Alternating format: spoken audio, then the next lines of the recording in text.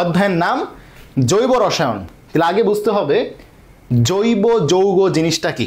তো আজকের ক্লাসে পড়ানোর জন্য যাতে টাইম সেভ হয়, টাইম সেভ হওয়ার জন্য এই সবগুলো কথা আমি তোমাদের লিখে লিখে পড়াইতাম, কিন্তু টাইম সেভ হওয়ার জন্য আমি কি করছি, সব কয়টা জিনিস কেটে কুটে নিয়ে আসছি। দেখতে পাচ্ছ এখানে যা যা আছে সব কি করছি, কেটে কুটে নিয়ে আসছি। এই যে দেখো যা যা লাগবে, আল্লাহর দুনিয়ায় যা যা লাগবে সব একদম 4-5টা বই মিলাইয়া 4-5টা কোচিং মোচিং যা আছে সব কেটে কুটে নিয়ে আসছি। তো চলো শুরু করা যাক ইনশাল্লাহ। দেখো লেখা আছে বলে যে কিছু লিখবো না বিষয়টা এমন না, যথেষ্ট জিনিস লিখবো বোঝানোর জন্য। খেয়াল করো, জৈব যৌগ, জৈব যৌগ বলতে হাইড্রোজেন ও কার্বন দ্বারা গঠিত হাইড্রোকার্বন। তাহলে এই ওয়ার্ডটা খেয়াল করো, এই ওয়ার্ডটা খেয়াল করো, হাইড্রোকার্বন, হাইড্রোজেন প্লাস কার্বন, এবং হাইড্রোকার্বন থেকে উদ্ভূত যৌগকে বোঝায়। মানে কি, মনে করো আমি একটা যৌগ লিখলাম CH4, একটা কার্বন 4টা হাইড্রোজেন, তাহলে হাইড্রোজেন ও কার্বন দ্বারা গঠিত, হাইড্রোজেন ও কার্বন দ্বারা গঠিত হাইড্রোকার্বন।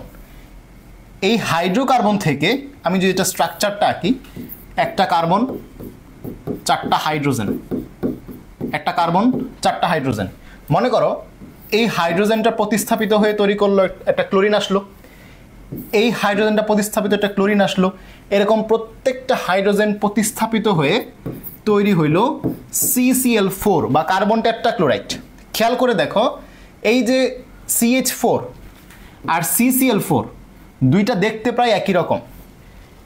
এইটা হচ্ছে হাইড্রোকার্বন, এইটা হচ্ছে হাইড্রোকার্বনের জাতক বংশধর।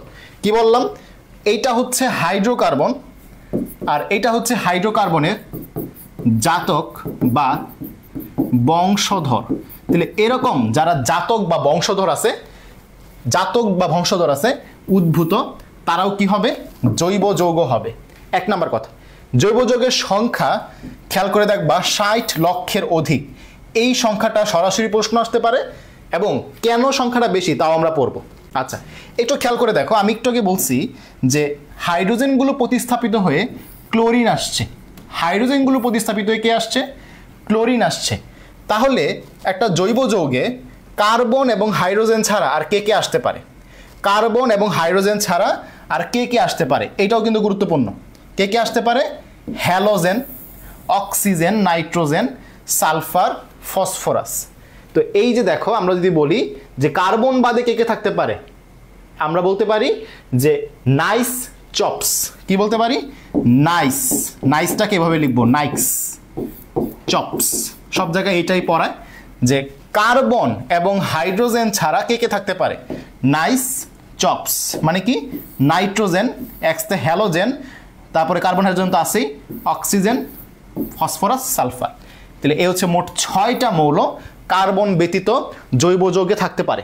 মোট 6টা মৌল কার্বন ব্যতীত জৈব যৌগে থাকতে পারে। Okay fine. 2 নাম্বার দেখো, এই যে জৈব যৌগ, জৈব যৌগের মধ্যে তুমি খেয়াল করবা যে 2টা মতবাদ খুবই ফেমাস। প্রথম দিকে একদম শুরুতে মানুষ মনে করতো জৈব জীব, তাহলে জীব থেকে জৈব যৌগ আসে। অর্গানিক যে কম্পাউন্ড, অর্গানিক যৌগ শুধুমাত্র জীব দেহ বা যাদের প্রাণ আছে ওই জীবগুলো থেকেই কি জৈব যৌগ পাওয়া সম্ভব।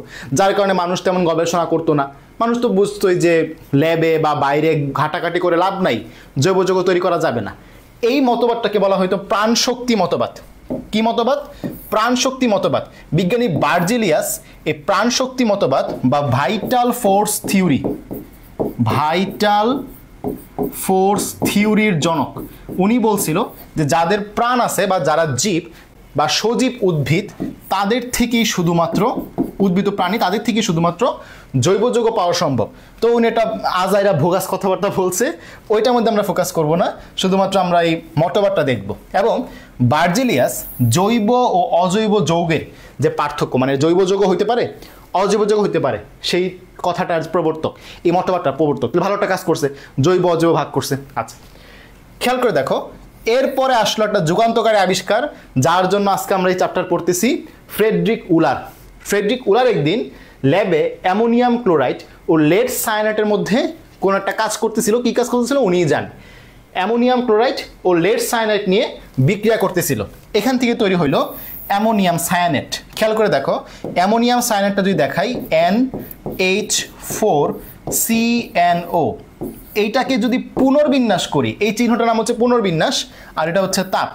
দেখো ইউরিয়া দেখতে কেমন, NH2C ডাবল বন্ড ও NH2, এইটাই তো আমাদের ইউরিয়া। খেয়াল করে দেখো ইউরিয়ার মধ্যে, সব একটু খেয়াল করো, ইউরিয়ার মধ্যে একটা দুইটা নাইট্রোজেন, এখানেও একটা দুইটা নাইট্রোজেন। ইউরিয়াতে একটা কার্বন একটা অক্সিজেন, একটা কার্বন একটা অক্সিজেন। হাইড্রোজেন কয়টা? চারটা। হাইড্রোজেন কয়টা? চারটা। তার মানে এই যে এই যৌগটা অ্যামোনিয়াম সায়ানাইডটা আর ইউরিয়ার মধ্যে কোনো পার্থক্য নাই। অ্যামোনিয়াম সায়ানাইডটাই তাপ দিয়ে কি হইলো? ইউরিয়া হয়ে গেল। অ্যামোনিয়াম সায়ানাইড কি হয়ে গেল? ইউরিয়া হয়ে গেল। এই যে উনি তাপ দিয়ে আকস্মিকভাবে ল্যাবে তৈরি করছে। দেখো এই যে ইউরিয়া মানুষের ইউরিনে পাওয়া যায়, এটা আগে থেকেই মানুষ জানতো। ইউরিয়া যে ইউরিন হতে পাওয়া যায় এটা আগে থেকেই মানুষ জানতো। তো এই যে ল্যাবে একটা জৈব যৌগ তৈরি হয়ে গেল, একটা যুগান্তকারী আবিষ্কার। এই জন্য ফ্রেডরিক উলারকে বলা হয় জৈব রসায়নের জনক বা আধুনিক জৈব রসায়নের জনক। এখন কথা হচ্ছে এই যে ইউরিয়া মানুষের মূত্র থেকে পৃথক করেন কে? এটা হচ্ছে রাউলি। ঠিক আছে, রাউলি কি করেন? মানুষের মূত্র থেকে ইউরিয়াটা পৃথক করেন। এটা এক্সট্রা পড়া আর কি, এক্সট্রা পড়া। ঠিক আছে, ওকে, পরের পেজে আসো। এই যে পরীক্ষাগারে যে ইউরিয়া উৎপাদন তার একটা স্ট্রাকচার অ্যামোনিয়াম ক্লোরাইড। মনে রাখবা কিন্তু কোন জায়গা থেকে তৈরি হয়েছে? অ্যামোনিয়াম ক্লোরাইড লেড সায়ানেট মিলে অ্যামোনিয়াম সায়ানেট। ঠিক আছে, এখান থেকে পরবর্তী ইউরিয়া। এই তিনটা নামই মনে রাখতে হবে। কোন দুইটা বিক্রিয়ক কাকে হচ্ছে তাপ দিছে? এই যে এটাকে তাপ দিছে, এটাকে হচ্ছে তাপ দিছে, এইগুলা মনে রাখতে হবে। ঠিক আছে, ওকে। নেক্সট দেখো কার্বনের যৌগ কিন্তু জৈব যৌগ না। আমরা তো বলছি যে কার্বন এবং হাইড্রোজেন দ্বারা জৈব যৌগ গঠিত হয়, এবং হাইড্রোজেন না থাকলেও হবে, কার্বন থাকতে হবে। ভাইয়া ক্লাস নোটটা দিয়ে অবশ্যই ইনশাল্লাহ। আসসালামু আলাইকুম ভাই। ওয়ালাইকুম সালাম। যারা সালাম দিচ্ছ একসাথে উত্তর দিয়ে দিচ্ছি ওয়ালাইকুম সালাম। ক্লাস নোটটা পেয়ে যাবা। আমি যে যা যা লিখতেছি এগুলো সহই পেয়ে যাবা, যা লিখতেছি এগুলো সহই পেয়ে যাবা। ঠিক আছে, ওকে, সমস্যা নেই। খেয়াল করো কার্বনের যৌগ কিন্তু জৈব যৌগ নয়। আমরা বলছি যে জৈব যৌগ হওয়ার জন্য কার্বন মাস্ট, হাইড্রোজেন না থাকলেও হবে, ওই বাকি যে পাঁচটা আছে এগুলোর মধ্যে থাকলেও হবে। কিন্তু কার্বন আছে সেটা আবার জৈব যৌগ না, এরকম কিন্তু আমরা খুব ঘটনা দেখতে পাই না, তাই না? এরকম কে কে আছে? কার্বনের oxide, carbon monoxide, carbon dioxide, এরা অজৈব যৌগ। ধাতব সায়ানাইট, এই দেখো ধাতব সায়ানাইট, ধাতুর যে সায়ানাইট। আবার আমি যদি বলি মিথাইল CH3CN, মিথাইল সায়ানাইট, এটা কিন্তু আবার জৈব যৌগ। এটা কিন্তু আবার কি? জৈব যৌগ। তাহলে এই জন্য কথাটা কি লিখছে দেখো, কথাটা লিখছে ধাতব সায়ানাইট। এইখানে তোমার পার্থক্যটা কোন জায়গায়? এর থেকে পার্থক্যটা হচ্ছে এই যে দেখো এখানে মিথাইল মূলক আছে, তাই এটা জৈব যৌগ। এখানে কিন্তু ধাতব সায়ানাইট পটাশিয়ামের, খেয়াল রাখতে হবে। ঠিক আছে, ধাতব কার্বনিল, ধাতুর সাথে কার্বনিল, ওইগুলো আবার জৈব যৌগ না। নর্মালি থাকুক, নর্মালি কার্বনিল যৌগ জৈব যৌগ আমরা জানি, অ্যালডিহাইড কিটোন, বাট ধাতব কার্বনিলগুলো জৈব যৌগ না। কার্বনিক অ্যাসিড আমরা জানি জৈব অ্যাসিডগুলো হচ্ছে জৈব যৌগ, বাট কার্বনিক অ্যাসিড যেগুলো এই যে H2CO3 এবং লবণ সমূহ ক্যালসিয়াম কার্বন আছে বাট জৈব যৌগ না। ধাতব কার্বাইড, ক্যালসিয়াম কার্বাইড, এটাও কি? অজৈব যৌগ। ক্যালসিয়াম কার্বাইড থেকে পরবর্তীতে আমরা জৈব যৌগ ইথাইন পাই। এটা থেকে পরবর্তীতে আমরা কি পাই? এটা আজকের লেকচার না, সামনের লেকচার। এটা থেকে পরবর্তীতে আমরা ইথাইন পাই, সমস্যা নেই। ওইটা হচ্ছে আমাদের জৈব যৌগ, বাট আমাদের যেটা হচ্ছে ক্যালসিয়াম কার্বাইড এটা কিন্তু জৈব যৌগ না। ঠিক আছে, এ পর্যন্ত ক্লিয়ার? ইনশাল্লাহ? বাচ্চারা মনোযোগ দাও, এ পর্যন্ত ক্লিয়ার কিনা? নেক্সট, জৈব রসায়নের ইতিহাস, কবির স্যারের বই, গুহ স্যারের বই সহ এখানে সবগুলো বিজ্ঞানী নাম আছে। সবাই একটু খেয়াল করো। জৈব যৌগ নামের প্রবর্তক প্রাণশক্তি মতবাদের জনক, মানে জৈব এবং অজৈব যৌগের পার্থক্য করছে বার্জেলিয়াস। তোমরা কি বলতে পারবা বার্জেলিয়াসের আরেকটা কৃতিত্ব আছে? কে বলতে পারবা কিনা? জৈব যৌগ রিলেটেড না, জৈব রসায়ন রিলেটেড না, এর বাইরে একটা আছে। কে বলতে পারবা কিনা? জৈব রসায়ন রিলেটেড না, এর বাইরে আছে। কে বলতে পারে কিনা দেখি? জৈব রসায়নের জনক কে? ফ্রেডরিক উলার। লাগবে, গুরুত্বপূর্ণ। অ্যাসিটিক অ্যাসিড সংশ্লেষণ করেন কে? এটা একটা ট্রিক আছে, খেয়াল করো। অ্যাসিটিক অ্যাসিড দেখতে কেমন? CH3COOH, এ হচ্ছে অ্যাসিটিক অ্যাসিড। তার মানে অ্যাসিটিক অ্যাসিডে COOH আছে। এই এইচটাকে যদি আমি বি লিখি কি হয়, সি ডাবল ও বি কুপ, এই দেখো কুপ। Acidic acid CH3 COOH, CH3 COOH, এই CH3 COOH আমি যদি এইচ এর জায়গায় বি লেখা দিই সেটা কি হয়ে গেল, কুপ হয়ে গেল না, কুপ হয়ে গেল না। একটু জুম করি, দেখো একটু জুম করি, খেয়াল করছো? আচ্ছা জুম করলে আবার এগুলো কাটা যায় তাই না? আচ্ছা এগুলো আমি আরেক জায়গায় আবার আগেতে নিয়ে যাই। দেখো প্রবর্তক, প্রাণশক্তি মতবাদের জনক, আবার এই যে দেখো জৈব রসায়নের জনক। ঠিক আছে, বুঝতেছো? Okay clear. তাহলে এই বিষয়ে যে লিখলাম কোনটা হচ্ছে কূপ, কোনটা হচ্ছে কূপ, কি করছে এই বিষয়টা ক্লিয়ার? সবাই একটু জানাও এই বিষয়টা ক্লিয়ার কিনা, সবাই একটু জানাও এই বিষয়টা ক্লিয়ার কিনা। আবার লিখতেছি, এখানে লিখতেছি বড় করে, খেয়াল করো। সবাই একটু জানাও ক্লিয়ার কিনা, লিখতে লিখতে জানাও। ওকে দেখো অ্যাসিডিক অ্যাসিড সংশ্লেষণ CH3 COOH, এইচ পরিবর্তন করে যখন বি লিখলাম COOB হয়ে গেল কূপ। এ হচ্ছে ট্রিক। বেনজিনের সরবুজ কাঠামো, বেনজিনের সরবুজ কাঠামো কে আবিষ্কার করছে? কেকুল। দেখো বতে বেনজিন, আমি যদি বটা দুইবার লিখি, এই দেখো কে কু ল, খেয়াল করছো? মানে বতে বেনজিন না, বতে তো বেনজিন, বেনজিনের বটা দুইবার লিখলাম কেকুল হয়ে গেল। যদি কখনো ভুলা যাও কাজে লাগবে। সমযোজী বন্ধনের ব্যাখ্যা করেন কে? লুইস। আর একটা হচ্ছে সংকরায়নের ব্যাখ্যা করেন কে? পলিং। সমযোজী বন্ধনে ব্যাখ্যা করেন কে এবং সংকরণে ব্যাখ্যা করেন কে? এই দুইটা লাগবে। Okay fine. নেক্সট আমাদের মেডিকেল ভর্তি পরীক্ষায় বিগত সালগুলোতে আসা প্রশ্নগুলো আমরা এখানে নিয়ে আসছি। ফ্রেডরিক উলার ইউরিয়া প্রস্তুতির সময় নিচের কোন দ্রবণ যোগ করেন? Medical admission test 9-10। উত্তর করো, উত্তর করো, 2, 3, 4 এভাবে উত্তর করো সবাই, এভরিওয়ান উত্তর করো। 2 দিয়ে উত্তর করো, 3 দিয়ে উত্তর করো। জৈব ও অজৈব যৌগের নামের প্রবর্তককে? ডেন্টাল ভর্তি পরীক্ষা 4-5। বিজ্ঞানী কেকুল, কেকুলের অবদান কোনটি? 2, 3, 4 দিয়ে উত্তর করো। এইভাবে না, 2, 3, 4 দিয়ে উত্তর করো। 2 লেখো, 3 লেখো, 4 লেখো, এভাবে উত্তর করো। 2 লেখো, 3 লেখো, 4 লেখো, এভাবে উত্তর করো সবাই। 2 এর এ, 3 এর এ, 4 এর এ, এভাবে লেখো, একসাথে লেখো সবাই। দেখো যে ডি এ এমনি কমিং করতেছে, এইভাবে না তো বোকা, এভাবে তো বোঝা যাচ্ছে না যে তোমরা কে ভুল করতেছো কে সঠিক করতেছো। 4 এর এ, কেকুল কি করছে? বেনজিনের কাঠামো তত্ত্ব দিছে, বেনজিনের কাঠামো তত্ত্ব। এরপর 4 এর এ একজন লেখছো। ফ্রেডরিক উলার কোন যৌগ যোগ করেন? ফ্রেডরিক উলার, হ্যাঁ একের হচ্ছে ডি তাই না? ফ্রেডরিক উলার কি করেন? লেড সায়ানাইড যোগ করেন। এরপর জৈব অজৈব পার্থক্য কি? 3 এর হচ্ছে ডি, 3 এর হচ্ছে ডি বার্জেলিয়াস। ওকে 3 এর হচ্ছে ডি। ওকে পারবো ইনশাল্লাহ, বিগত বছরের প্রশ্ন ছিল এগুলো। আমাদের এখানে জৈব যৌগ ও অজৈব যৌগের পার্থক্যের ছক নিয়ে আসছি আমরা, জৈব যৌগ এবং অজৈব যৌগের পার্থক্যের ছক নিয়ে আসছি এবং এই ছক মনে রাখার টেকনিকও আছে আমাদের কাছে। এই ছক কেমনি মনে রাখবো সেইটারও আমাদের টেকনিক আছে। সবাই একটু খেয়াল করো, জৈব যৌগের বৈশিষ্ট্য কিভাবে মনে রাখবো? জৈব যৌগের বৈশিষ্ট্য মনে রাখবো কিভাবে? জৈব যৌগগুলো কার্বন দিয়ে তৈরি এবং কার্বনে কি হয়? ক্যাটেনেশন হয়। কম গলনাঙ্ক, কম স্ফুটনাঙ্ক, গতি কম মানে স্পিড কম মানে হচ্ছে মন্থর, গতি কম বা স্পিড কম মানে হচ্ছে মন্থর। তাহলে এই যে 5টা বৈশিষ্ট্য সবগুলোই কিন্তু ক দিয়ে, কার্বন দিয়ে গঠিত, ক্যাটেনেশন, কম গলনাঙ্ক, কম স্ফুটনাঙ্ক, কম গতি মানে মন্থর। এছাড়াও আরও 3টা বৈশিষ্ট্য আছে যেগুলো না দিয়া, যেমন পানিতে দ্রবীভূত হয় না, তড়িৎ পরিবহন করে না, দহনের পর অবশেষ থাকে না। এই 3টা বৈশিষ্ট্য হচ্ছে কি দিয়ে?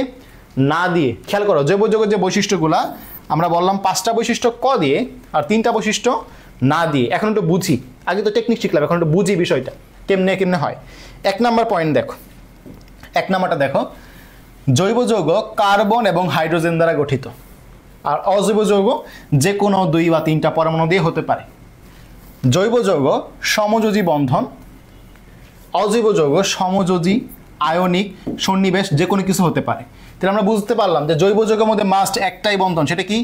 সমযোজী বন্ধন। এবং সমযোজী বন্ধনে গলনাঙ্ক স্ফুটনাঙ্ক কম, এটা আমরা 3rd চ্যাপ্টারে পড়ছি, ফার্স্ট পেপারের 3rd চ্যাপ্টারে পড়ছি কিনা বলো? ফার্স্ট পেপারের থার্ড চ্যাপ্টারে পড়ছি যে আয়নিক যৌগের তুলনায় সমযোজী যৌগগুলোর গলনাঙ্ক স্ফুটনাঙ্ক কম থাকে এবং অজৈব যৌগগুলা যেহেতু বেশিরভাগই হচ্ছে আয়নিক যৌগ এগুলার গলনাঙ্ক স্ফুটনাঙ্ক কি থাকে বেশি থাকে।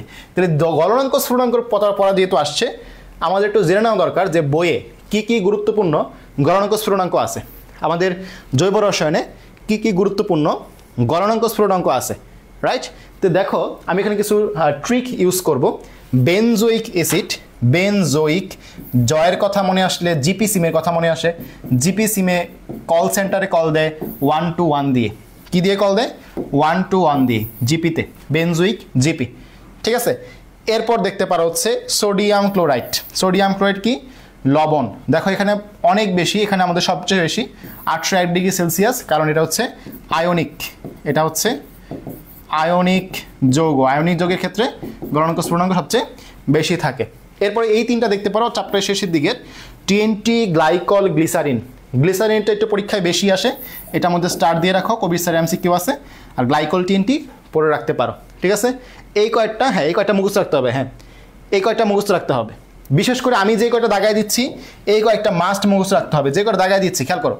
Benzoic, sodium chloride, glycerine, TNT, এই চারটা মাস্ট। এখান থেকে methanol, acetone, dimethyl ether, ethanol, rectified spirit, এই কয়েকটা অবশ্যই মুখস্থ রাখতে হবে। এবং এই যে রেকটিফাইড স্পিরিট আর ইথানল, এটা তোমার গুণগত রসায়নের পাতন অংশেই মুখস্থ থাকার কথা।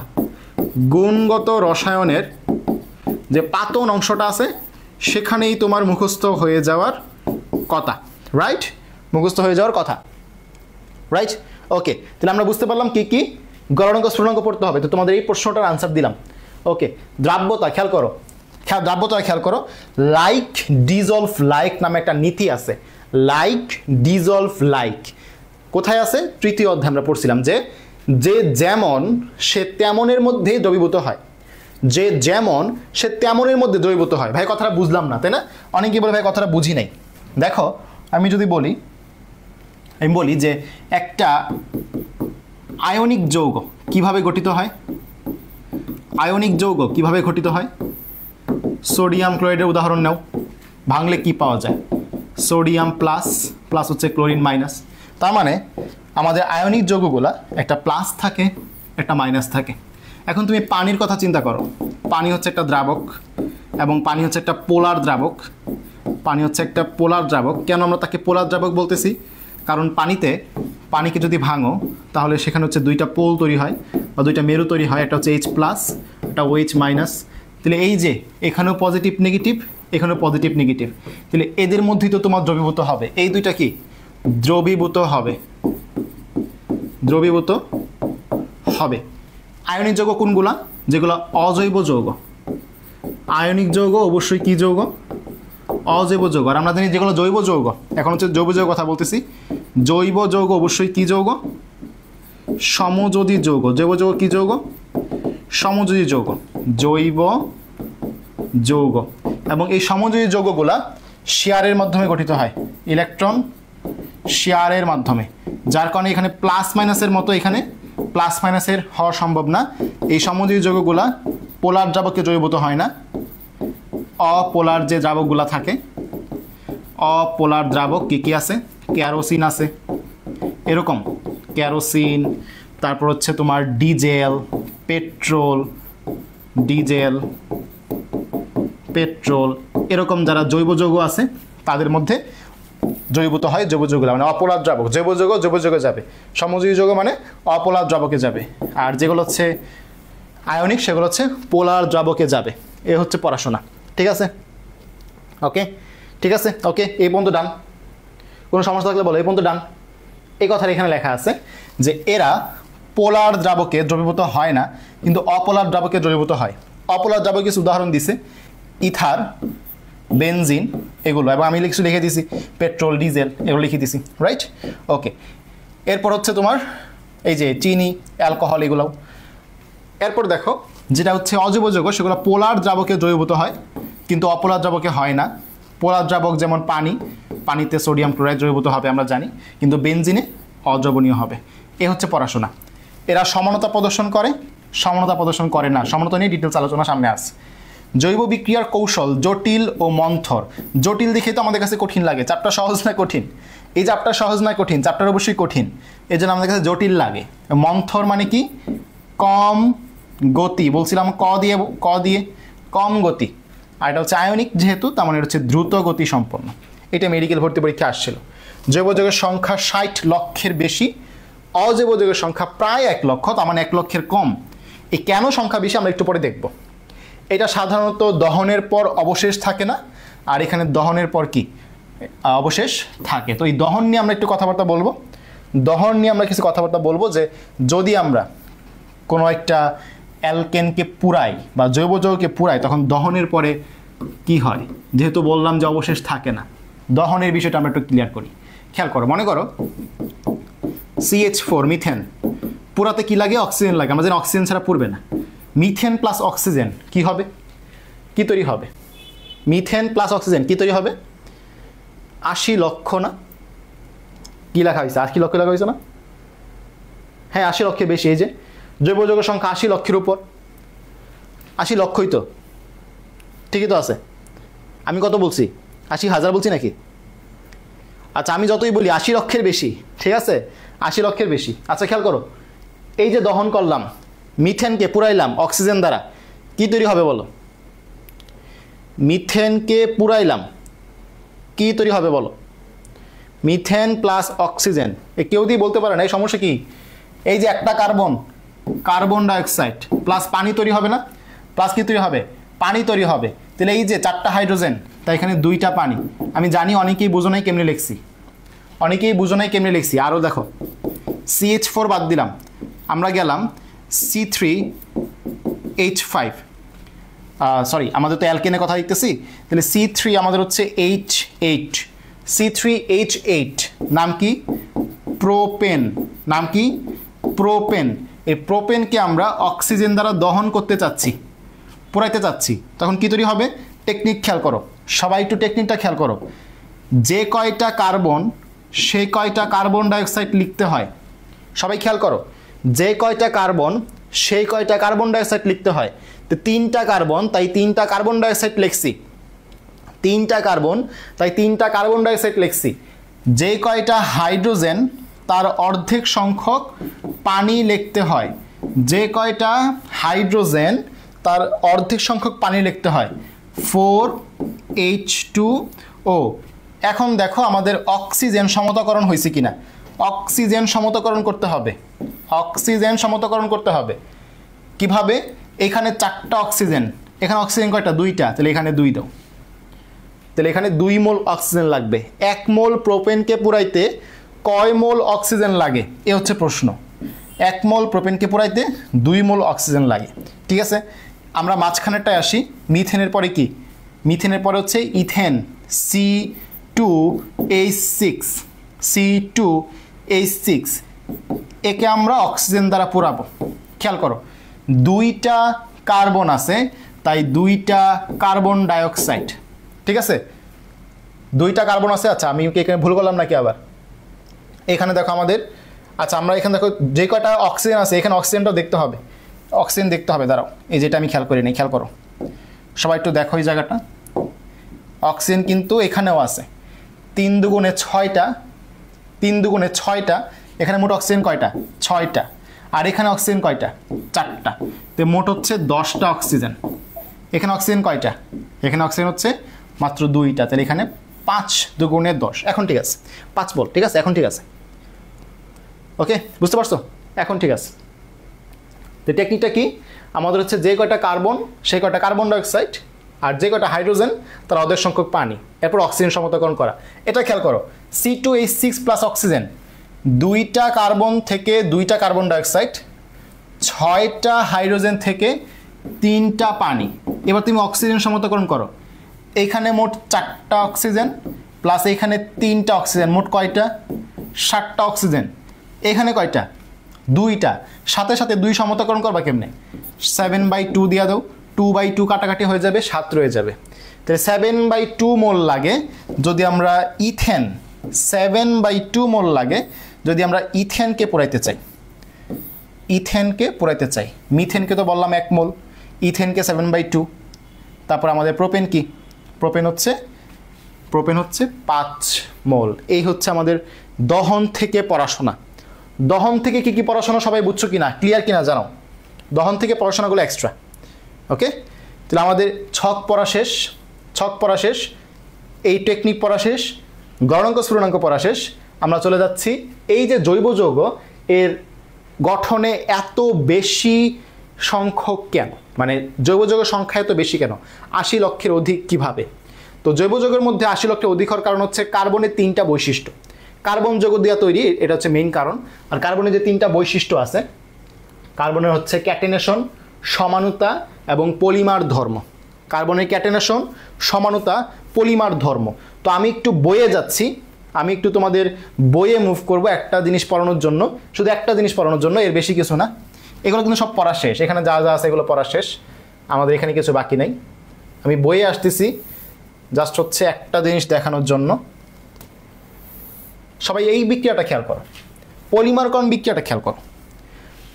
কার্বনের যে 3টা বৈশিষ্ট্যের মধ্যে একটা হচ্ছে পলিমারকরণ। এই পলিমারকরণের মধ্যে ইথিলিন মানে হচ্ছে ইথেন, ইথিলিন মানে হচ্ছে ইথেন, এইটা পলিথিন বা একটা পলিমার তৈরি করলো, একটা নতুন যৌগ, এভাবে তারা নতুন যৌগ তৈরি করে। এখানে প্রভাবকের নাম দেখো অক্সিজেন। আমরা জানি প্রভাবক মূলত কোনগুলা হয়, ডি ব্লক মৌলগুলা, জানি কিনা আমরা, ডি ব্লক মৌলগুলা প্রভাবক হয়। বাট এই যে দেখো অক্সিজেন এখানে প্রভাবক। তাহলে খেয়াল রাখবে আমাদের যে পুরো বই, আমাদের পুরো কেমিস্ট্রি বইয়ে এই বিক্রিয়া ছাড়া আর কোনো বিক্রিয়ার মধ্যে প্রভাবক হিসেবে অক্সিজেন নাই। পুরো জৈব যৌগে এই বিক্রিয়া ছাড়া আর কোনো বিক্রিয়ার মধ্যে অক্সিজেন নাই। তার একটু ক্যামেরাটা নড়ে গেছে, ঠিক করতেছি।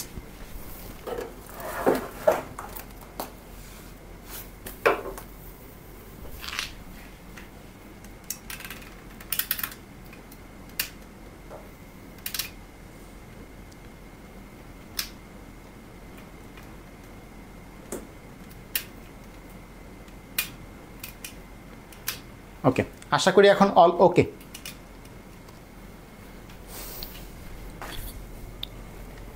এখন অল ওকে, ঠিক আছে না, দেখা যাচ্ছে। দেখো আমরা নর্মালি প্রভাবক রূপে কাকে দেখি, ডি ব্লক মৌলকে দেখি, কিন্তু এইখানে আমরা দেখলাম প্রভাবক অক্সিজেন। এটা হচ্ছে ব্যতিক্রম, সারা বইয়ের মধ্যে তুমি আর কোনো অক্সিজেন প্রভাবক পাবা না, এই বিক্রিয়ার মধ্যেই পাবা। তাই এটা তোমাকে মুখস্থ রাখতে হবে। গেল, এ পড়াটা গেল। দেখো এখানে কিছু বিশেষ তথ্য লেখা আছে যেগুলো আমাদের সবার জন্য গুরুত্বপূর্ণ এবং পরীক্ষায় চলে আসার মতো তথ্য।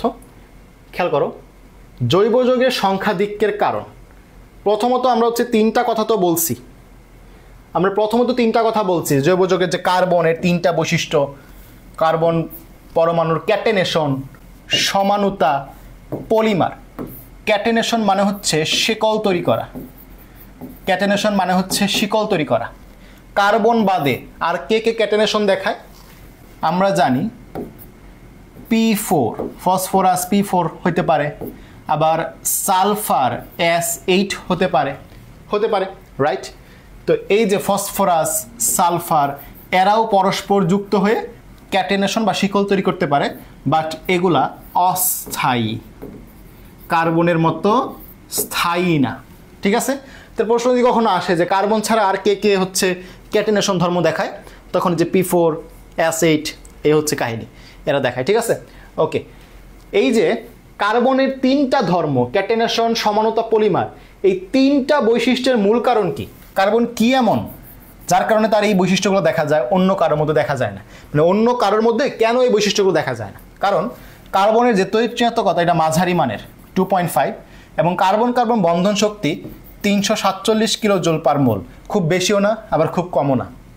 এই মিডল ব্যালেন্স হওয়ার কারণে সে সব কিছু ব্যালেন্স করতে পারে। বুঝতে পারছো কাহিনী? ওকে, কার্বনের ক্যাটেনেশন থেকে আমরা অলরেডি কথাগুলো বলছি যে কীভাবে হচ্ছে গঠিত হয়, আর দরকার নেই, যা শিকল তৈরি করে এটা জানলেই এনাফ। কার্বনের উচ্চ বন্ধন শক্তির কারণ, উচ্চ বন্ধন শক্তির কারণ কি, তার এই যে তড়িৎচুম্বকতার মান মাঝারি, ক্ষুদ্র পারমাণবিক ব্যাসার্ধ, মোটামুটি ইলেকট্রন আসক্তি।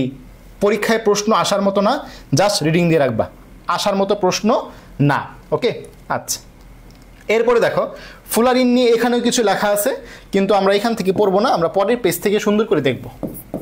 ফুলারিন খেয়াল করো, ক্যাটেনেশনের একটি বিশেষ উদাহরণ হচ্ছে ফুলারিন। এই ফুলারিন থেকে ক্লাসের শেষে আমার কন্টেন্টটা অবশ্যই পড়ে নিবা। ফুলারিন থেকে ক্লাস শেষে আমার কন্টেন্টটা অবশ্যই পড়ে নিবা। বিশেষ উদাহরণ কি? ফুলারিন। এই ফুলারিন, গ্রাফাইট, ডায়মন্ড সবগুলো হচ্ছে কার্বনের রূপভেদ। তোমরা আমাকে কমেন্ট করো যে গ্রাফাইট এবং ডায়মন্ড এই দুইটার সংকরণ কি? আলাদা কন্টেন্ট আছে, এটার আলাদা কন্টেন্ট আছে, কমেন্ট করো দুইটার সংকরণ কি? এই রূপভেদের মধ্যে 30 থেকে 70টি কার্বন পরমাণু সমযোজী বন্ধনে আবদ্ধ থাকে জৈব যৌগ যেহেতু। এই 30 থেকে 70-এর মধ্যে যাদের 32, 50, 60 এবং 70 এদের নাম হচ্ছে ফুলারিন। তাহলে 32, 50, 60, 70, 30 থেকে 70টা কার্বন থাকতে পারে একসাথে, কিন্তু 32, 50, 60, 70 এদের নাম দিছে ফুলারিন। এর মধ্যে যেটা কার্বন 60 এটার আরও স্পেশাল নাম দিছে, যেহেতু এটা ফুটবলের মতো দেখতে তাই নাম দিছে বাকিবল বা ভূগোলক আকৃতি বা গম্বুজ আকৃতি। এবং যেহেতু 60টা কার্বন, আমরা জানি একটা কার্বনের ভর হচ্ছে 12, তাহলে 60টা কার্বনের ভর কত? 720, 6 12 72, 720 এবং সংকরণ কি? sp2। তোমরা কমেন্ট করছো গ্রাফাইট এবং ডায়মন্ডের। গ্রাফাইটের হচ্ছে sp2, গ্রাফাইটের হচ্ছে sp2 এবং ডায়মন্ডের হচ্ছে sp3। এবং এর জন্য কিন্তু গ্রাফাইট বিদ্যুৎ পরিবাহী, গ্রাফাইট কিন্তু বিদ্যুৎ পরিবাহী, রাইট? গ্রাফাইট কি করতে পারে? বিদ্যুৎ পরিবহন করতে পারে। এই হচ্ছে কাহিনী। এটা মুক্ত পিজেড অরবিটাল থাকে, পিজেড অরবিটাল থাকে, ওইটা দিয়ে সে বিদ্যুৎ পরিবহন করতে পারে। ঠিক আছে, ক্লিয়ার? নেক্সট আমাদের আবারও কিছু প্রশ্ন আসছে যেগুলো বিগত বছর পরীক্ষায় আসছিল। বিগত বছর পরীক্ষায় আসা প্রশ্নগুলো আমরা আবার ধরে নিয়ে আসছি, সবাই একটু উত্তর করো। জৈব যৌগ বলতে জৈব যৌগ সম্পর্কে নিচের কোনটি সঠিক নয়? জৈব যৌগ সম্পর্কে নিচের কোনটি সঠিক নয়? 1 নাম্বার। আবার 2 নাম্বার হচ্ছে নিচের কোন জৈব যৌগের নিচের কোনটি জৈব যৌগের জন্য সত্য নয়? আবার ক্যাটেনেশন মূলত দেখা যায় কোন মৌলটিতে? এরকম 3টা প্রশ্ন উত্তর করো। 1 2 3 এভাবে উত্তর করো। 1 2 3 দিয়ে উত্তর করো সবাই। 1-এর অমুক, 2-এর তমুক, এভাবে আনসার করো। বলো সবাই। 1-এর ডি। 1-এর ডি কেন? জৈব যৌগ সম্পর্কে সঠিক নয় বলছে, মেডিকেল আর্ট নয়। আমরা জানি জৈব যৌগ মন্থর, ঠিক আছে বিক্রিয়াগুলা, বাট আয়নিত না। আয়নিত না কি হবে? মন্থর ঠিক আছে, বাট আয়নিত না কি হবে? সমযোজী। বাকি বৈশিষ্ট্যগুলো ঠিক আছে, সমানতা দেখায়, চতুর্যোজ্যতা, ক্যাটেনেশন, সকল জৈব যৌগে কার্বনের যোজনী 4। সকল জৈব যৌগে কার্বনের যোজনী 4। এই হচ্ছে কথাবার্তা। ওকে, দেখো 2 নম্বর প্রশ্নটা শেষ। 2 নম্বর প্রশ্ন আনসার করো। 2-এর হচ্ছে এ, 3-এর হচ্ছে সি। নিচের কোনটি জৈব যৌগের জন্য সঠিক নয়? আয়নিক বন্ধন দ্বারা গঠিত হয়, এটা সঠিক নয়, এটা ভুল। কি তাহলে সঠিক? সমযোজী বন্ধন দ্বারা গঠিত। ক্যাটেনেশন মূলত কোথায় দেখা যায়? কার্বনে। ঠিক আছে, পারবো ইনশাল্লাহ। সিগমা ও পাই বন্ধনের পার্থক্য। সিগমা পাই কোত্থেকে আসলো? আমরা জানি বন্ধনকে মূলত আমরা যদি 2টা পার্টে ভাগ করি, একটা হচ্ছে আয়নিক বন্ধন, আরেকটা হচ্ছে সমযোজী বন্ধন। এবং জৈব যৌগের মধ্যে কি বন্ধন দেখা যায়? সমযোজী বন্ধন দেখা যায়। এই সমযোজী বন্ধন আবার 2 প্রকার। সমযোজী বন্ধন আবার 2 প্রকার, একটা হচ্ছে সিগমা, আরেকটা হচ্ছে পাই। তো সিগমা হচ্ছে পাই থেকে বেশি সবল, সিগমাকে আমরা এভাবে লিখি, এবং পাইকে হচ্ছে এভাবে লিখি। সিগমা হচ্ছে পাই থেকে বেশি সবল। ঠিক আছে, তো সিগমা সব দেখবা দন্তার স দিয়ে বৈশিষ্ট্য মিলতেছে। সিগমা সামনাসামনি, ঠিক আছে। তারপরে সিগমা হচ্ছে দৃঢ়, মানে কি? সবল। সিগমা হচ্ছে সবল। তারপরে সকল অরবিটালে গঠিত হয়। সতে হচ্ছে সকল অরবিটালে সিগমা বন্ধন দেখা যায়, সকল অরবিটালে। ঠিক আছে, তারপর দেখো পাই, যেটা পাই আবার পা দেওয়া হয়, দেখো পাশাপাশি, পাই পাশাপাশি বন্ধন, পাশাপাশি বন্ধন। আবার পাইয়ের পথে হচ্ছে শুধুমাত্র পিডিএফ অরবিটালে দেখা যায়। আমরা মোবাইলে পিডিএফ পড়ি না, সেই পিডিএফ দিয়ে মনে রাখবা যে পাই বন্ধন শুধুমাত্র পিডিএফ এর মধ্যে হয়, পাই বন্ধন শুধুমাত্র পিডিএফ এর মধ্যে হয়। তার মানে এস অরবিটাল ও শঙ্কর অরবিটালে হয় না ছাড়া, রাইট? ওকে, যেহেতু সিগমা বন্ধন সব বলতে পাই বন্ধন অবশ্যই দুর্বল হবে, ঠিক আছে? এবং একটা গুরুত্বপূর্ণ বিষয় আমি তোমাদের দেখাই, সিগমা এবং পাইয়ের সংখ্যা পরীক্ষায় আসে। সিগমা বন্ধন ও পাই বন্ধন ক্যালকুলেট করা, এ হচ্ছে আমাদের হেডলাইন। সিগমা বন্ধন এবং পাই বন্ধন ক্যালকুলেট করা, রাইট? খেয়াল করো, সকল একক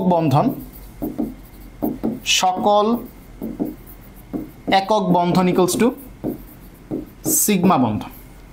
যদি দ্বিবন্ধন থাকে তখন একটা সিগমা একটা পাই। যদি ত্রিবন্ধন থাকে, কি বললাম, যদি ত্রিবন্ধন থাকে তখন একটা সিগমা দুইটা পাই। ভাইয়া উদাহরণ দেন, উদাহরণ দিলে ক্লিয়ার হবা। সকল একক বন্ধন সিগমা বললাম না, তাহলে মিথেন যদি আমরা আঁকি CH4, এইখানে চারটা সিগমা।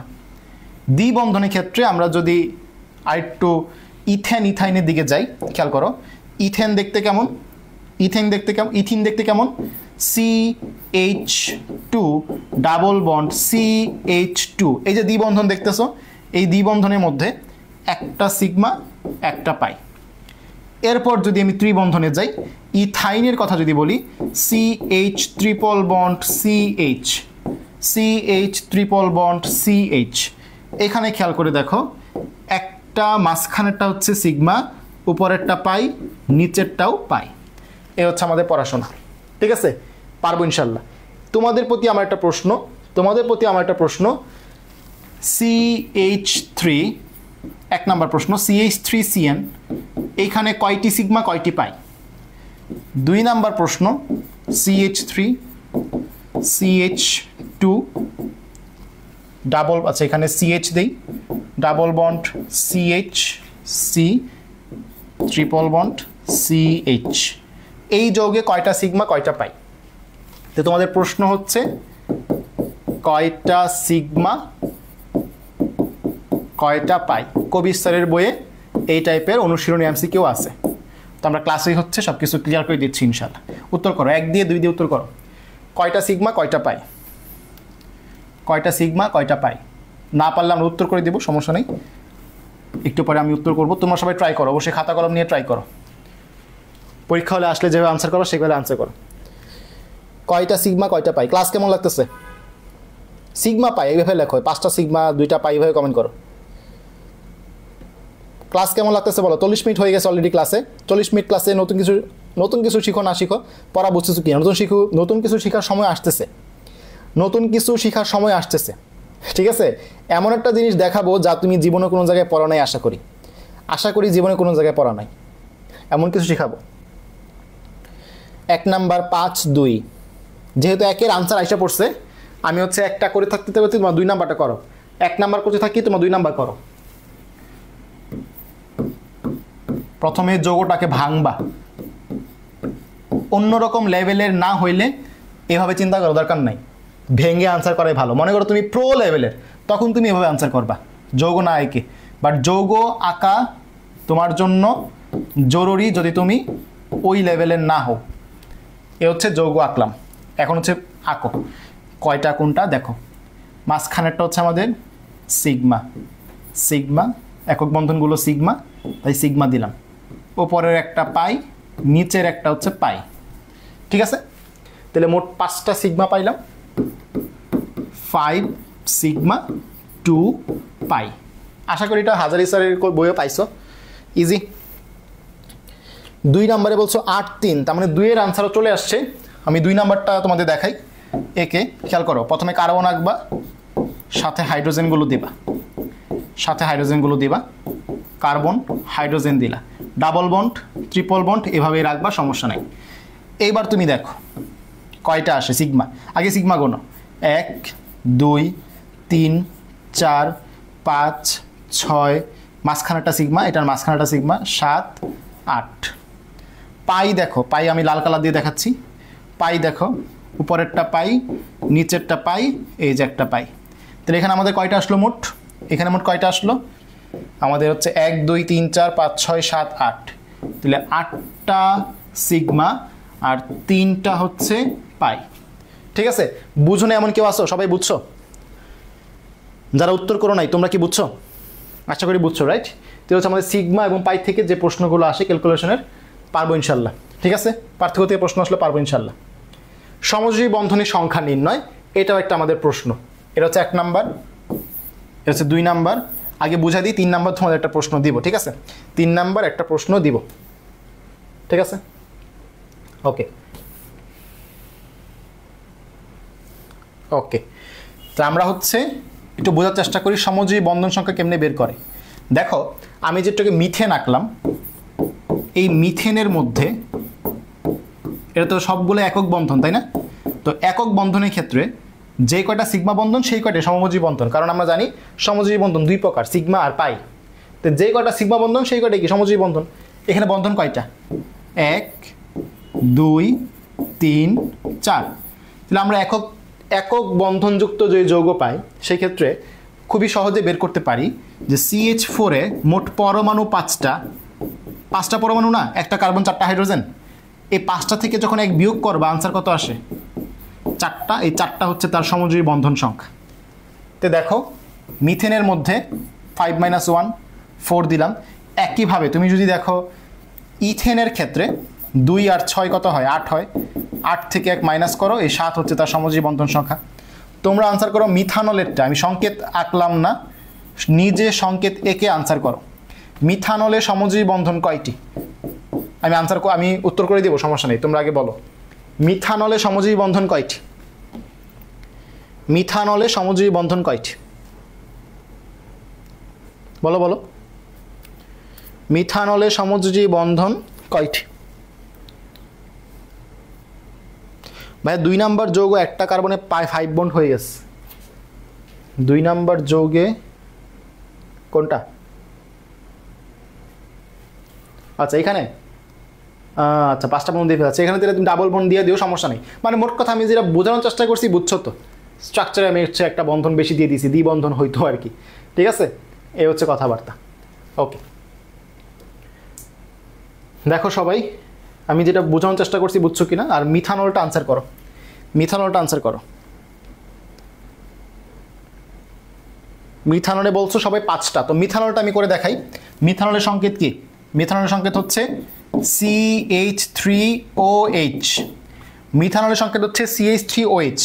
তাহলে 1টা কার্বন প্লাস 3টা হাইড্রোজেন প্লাস 1টা অক্সিজেন প্লাস 1টা অক্সিজেন, 3 4 5 6, মোট 6টা পরমাণু। তাহলে আমাদের 6 - 1 মানে 5টা হচ্ছে এখানে সমযোজী বন্ধন, 5টা হচ্ছে আমাদের সমযোজী বন্ধন। ক্লিয়ার? ওকে, এইখানে দেখো ইথেন, ইথিন এবং ইথাইনের কিছু তুলনা নিয়ে আসছি আমরা, কারণ অলরেডি আমরা এগুলো পড়ে ফেলছি। দেখো তো পড়ছি কিনা কিছু জিনিস। এই যে ইথেনের মধ্যে 4টা সংকর অরবিটাল, ইথিনের মধ্যে হচ্ছে sp3 যেহেতু 4টা সংকর অরবিটাল। মোট কথা যেগুলো একক বন্ধন থাকলে সেটা sp3 সংকরণ। কোথায় পড়ছি এগুলো?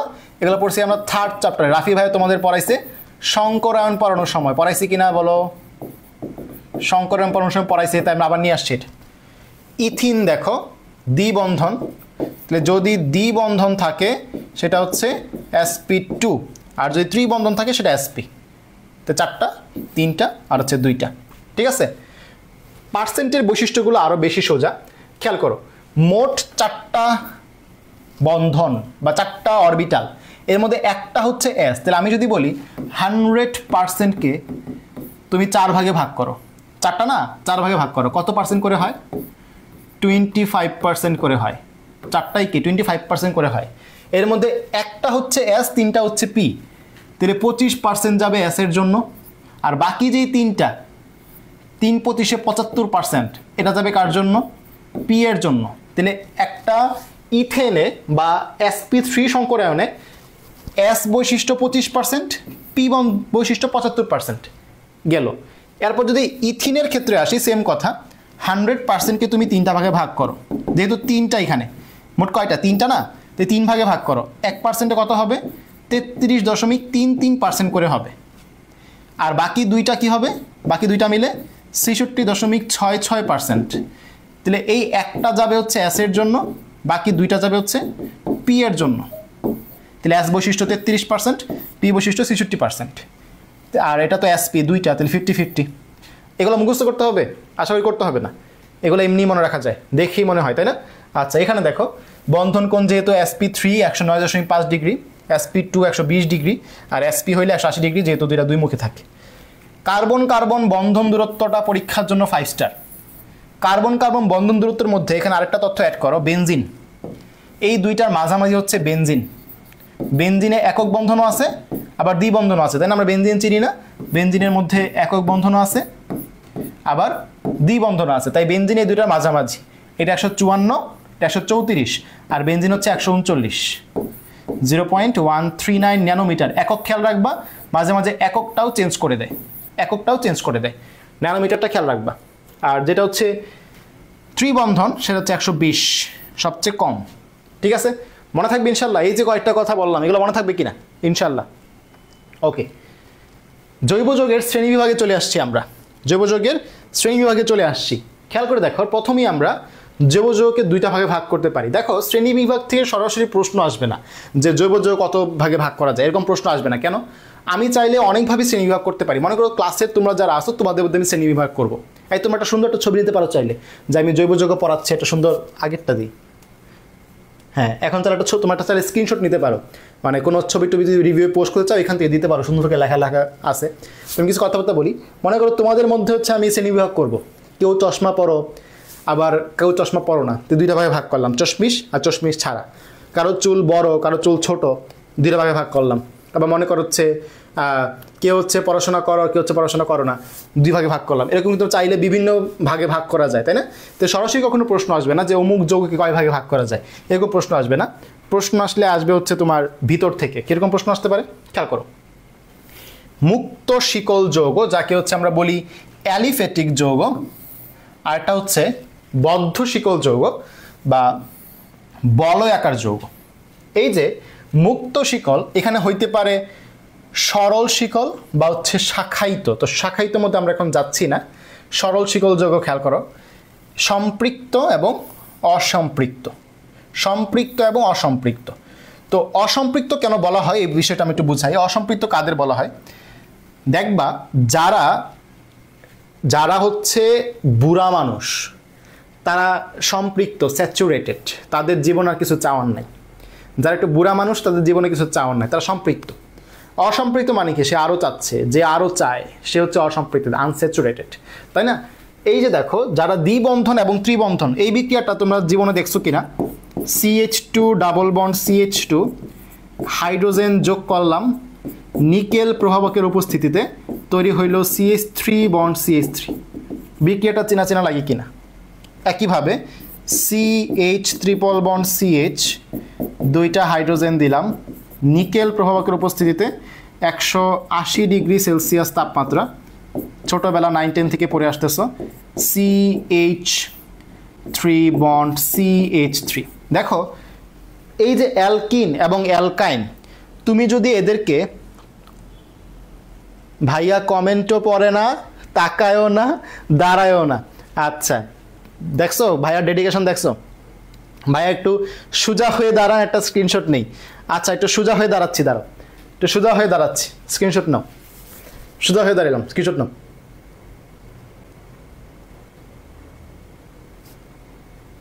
ঠিক আছে, পোস্ট ঠিক আছে, স্মাইল।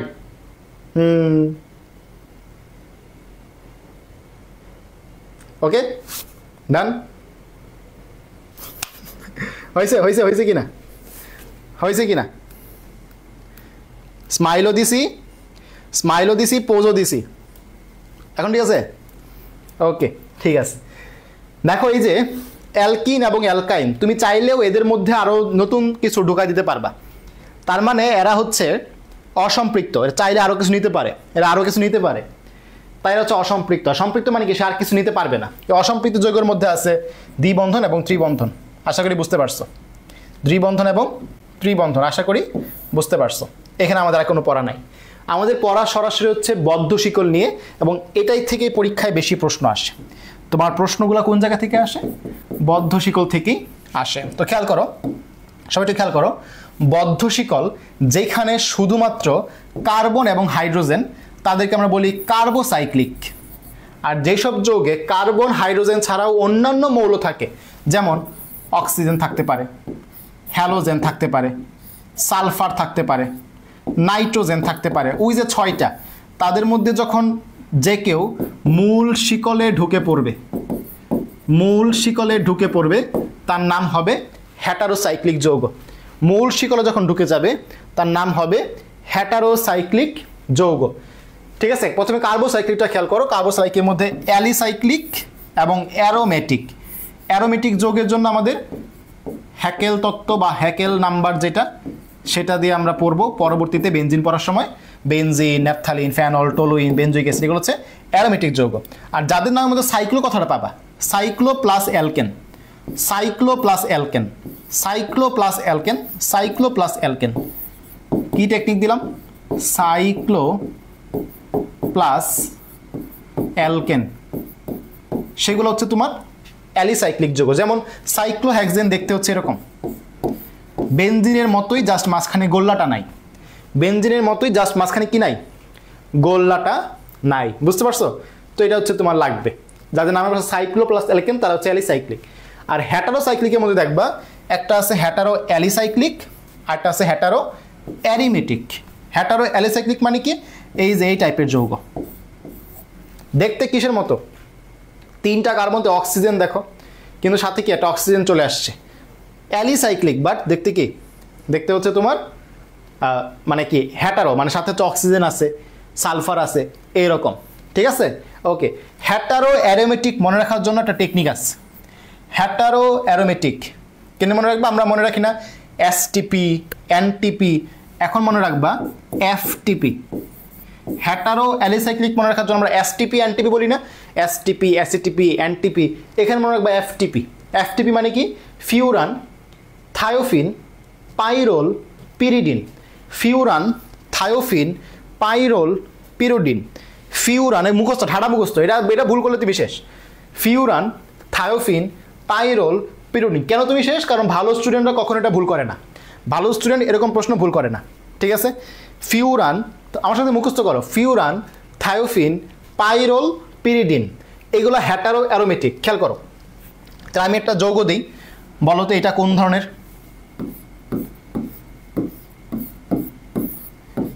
এই যে দেখো অক্সিজেন আছে, তাই না? তাহলে এই যে দেখো কার্বন এবং হাইড্রোজেন ছাড়াও, এগুলো তো কার্বন, কার্বন এবং হাইড্রোজেন ছাড়াও কি আছে? অক্সিজেন আছে। তাহলে এর নাম কি হবে? এর নাম হবে হেটারো অ্যারোমেটিক যৌগ, তাই না? বলো এর নাম কি হবে? হেটারো অ্যারোমেটিক যৌগ হবে না? এর নাম হচ্ছে ফেনল, হবে কি না?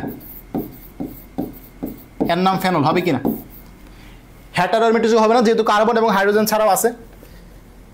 বলো সবাই একটু কমেন্ট করো, যেটা হেটারো অ্যারোমেটিক হবে নাকি হেটারো অ্যালিসাইক্লিক হবে? রিনা বলছে না, না কেন? রিনা বলছে না, না কেন? মানে কেন হবে না? ফেনল অক্সিজেন আছে তো, কার্বন হাইড্রোজেন ছাড়া অক্সিজেন আছে তো, তাহলে হবে না কেন? বাকিরা না হবে না। রিনা বলছে না হবে না, কেন হবে না? সেটা তো জিজ্ঞেস করলাম, কেন হবে না?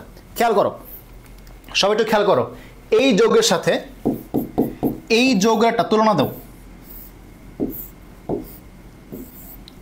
এই যৌগের সাথে এই যৌগের একটা তুলনা দাও। কি বুঝলা বলো? কি বুঝলা? এই দুইটা যৌগের মধ্যে তুলনা দিয়ে কি বুঝলা?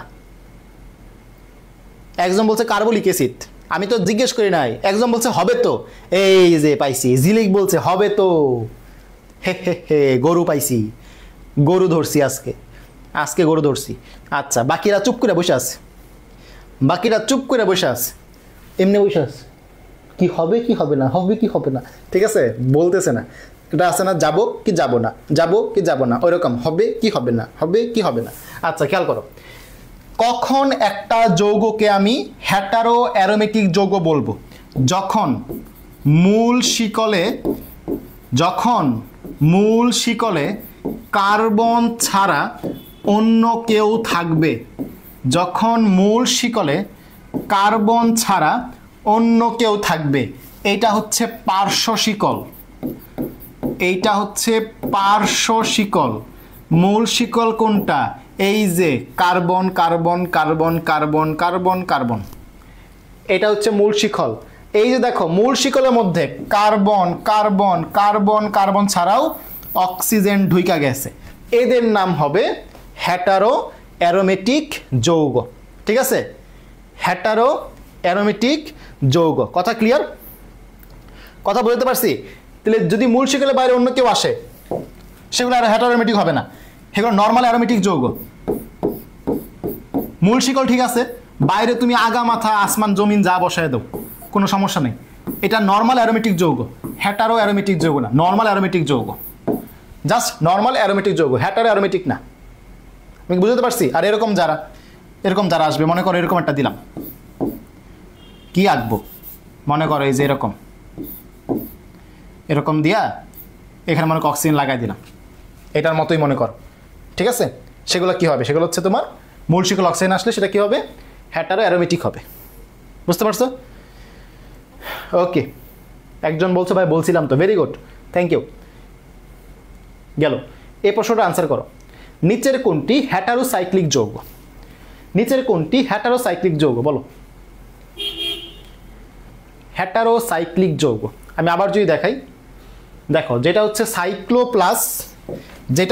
সাইক্লো প্লাস অ্যালকেন, সেটা কিন্তু কার্বোসাইক্লিক, শুধু কার্বন।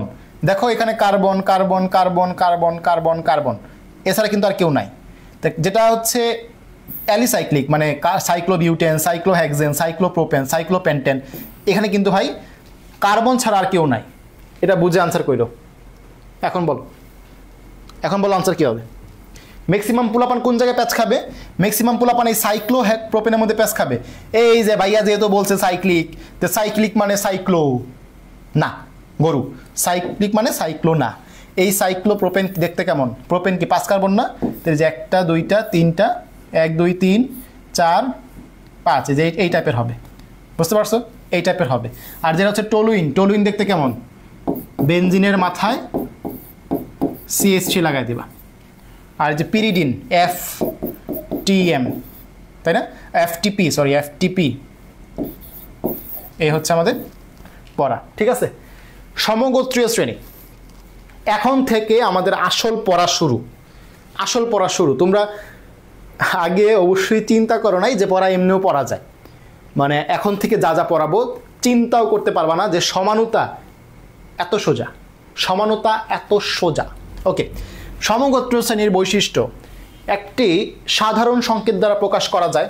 ওকে ফাইন, সবাই জানি, কোনো সমস্যা নাই। একটি নির্দিষ্ট কার্যকরী মূলক থাকে, ঠিক আছে, ভালো কথা।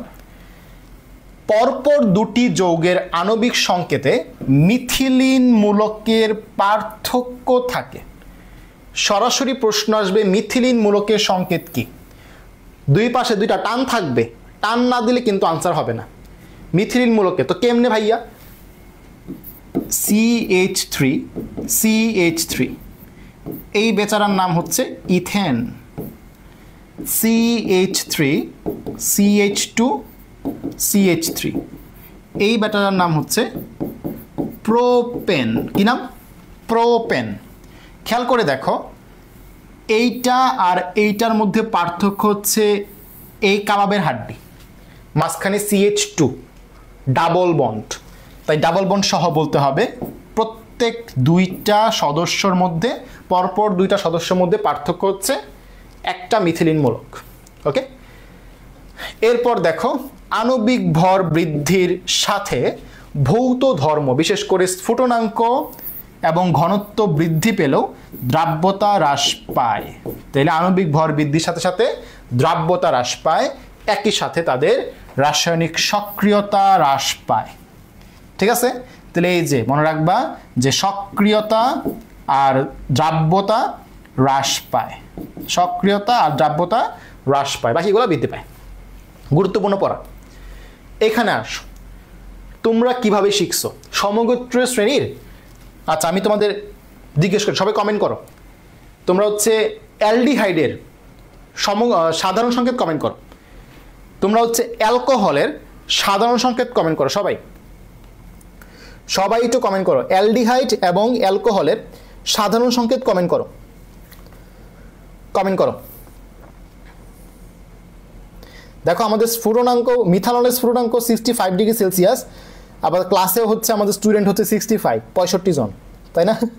আচ্ছা, কমেন্ট করো সবাই। অ্যালডিহাইডের সাধারণ সংকেত, অ্যালকোহলের সাধারণ সংকেত। এই যে একজন লিখছো সাধারণ সংকেত, ভাই সাধারণ সংকেত, আমি কোনো যৌগের নাম লিখতে বলি নাই। রিনা লেখছো আর বন্ড CHO,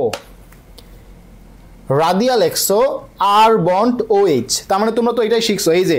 এই যে মমব্রেজা লেখছো CnH2n+1 CHO। তার মানে তোমরা এগুলোই শিখে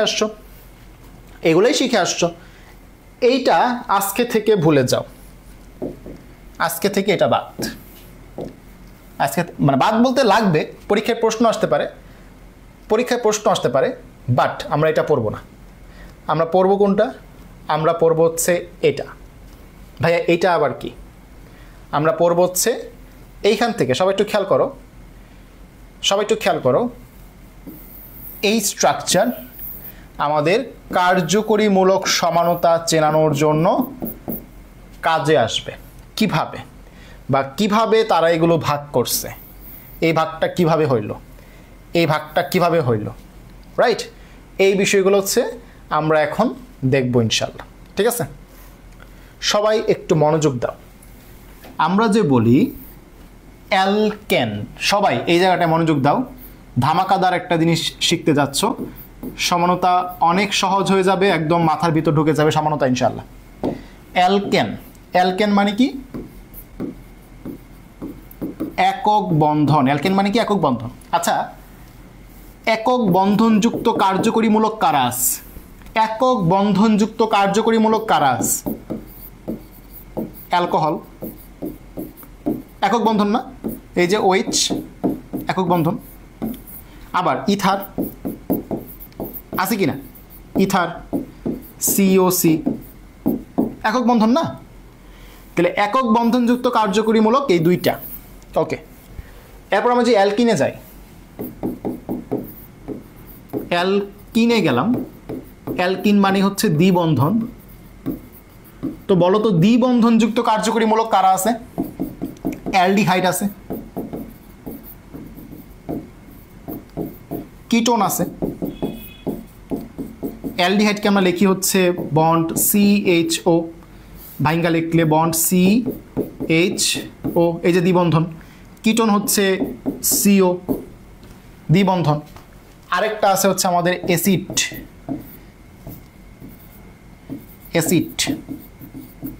COOH। এখানে একই সাথে একক বন্ধন, একই সাথে দ্বিবন্ধন। একক বন্ধন দ্বিবন্ধন দুইটাই আছে। অনেকেই এই অ্যালডিহাইড আর কিটোনের কাহিনী জানো না। অ্যালডিহাইড এবং কিটোনের কাহিনীর মধ্যে প্যাচ লাগাও। তো আমি এখন যেটা নিয়ে কথা বলবো সেটা হচ্ছে কার্বনিল মূলক। তো মাথায় রাখবা, কার্বনিল মূলক মানে হচ্ছে CO, ঠিক আছে? এবং যেহেতু কার্বনিল মূলকে দ্বিবন্ধন আছে, তাই কার্বনিল মূলকে হচ্ছে sp2 সংকরণ কি? sp2। আচ্ছা, এই কার্বনিল মূলকটা আমি এখানে আঁকলাম, খেয়াল করে দেখো। এর দুইটা যে হাত আছে, দুইটা হাতে দুই রকম কম্বিনেশন হতে পারে। কীরকম হতে পারে? দুইটা হাতের যে কোনো একটা হাতে হাইড্রোজেন বসলো, তখন তাকে এরকম দেখা যাবে যে CH, আরেক হাত খালি। মানে একটা হাতে কি বসলো? হাইড্রোজেন বসলো, আরেক হাত খালি, আরেক হাতে যা বসুক, ডাজন্ট ম্যাটার।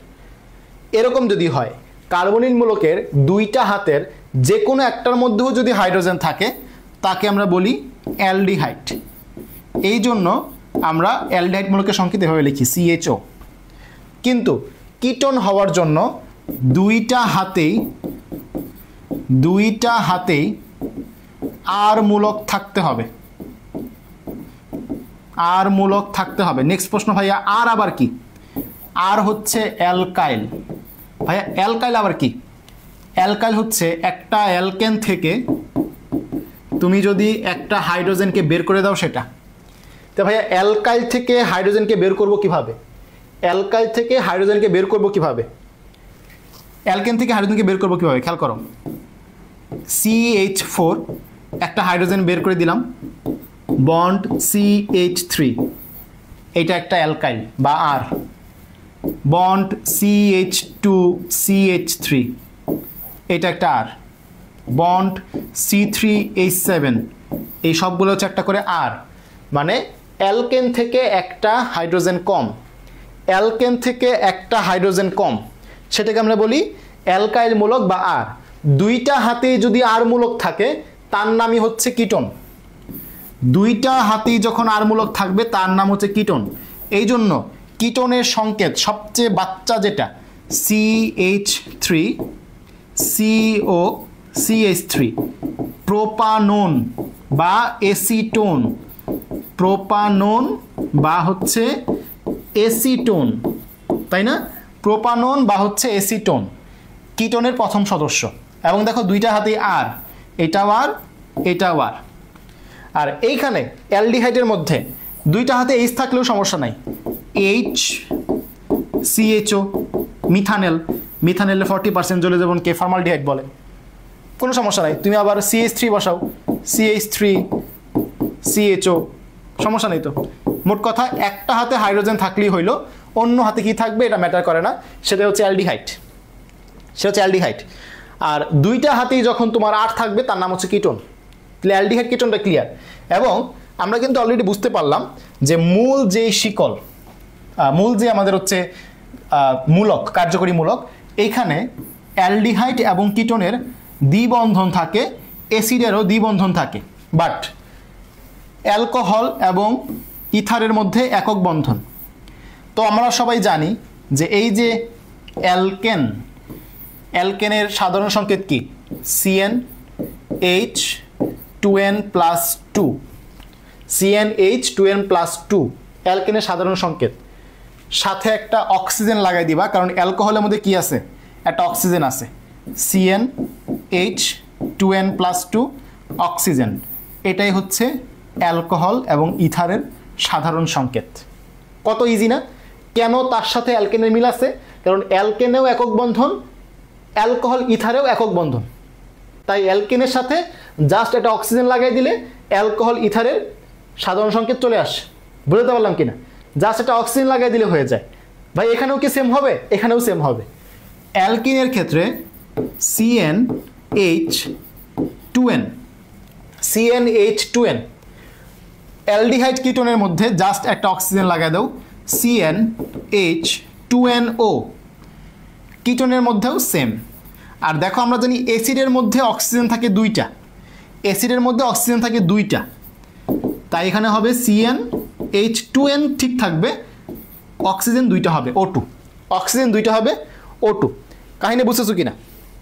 কাহিনী বুঝতেছো কিনা? ক্লাস শেষের দিকে না, ক্লাস শেষের দিকে না, আমরা বেসিক থেকে পড়াচ্ছি।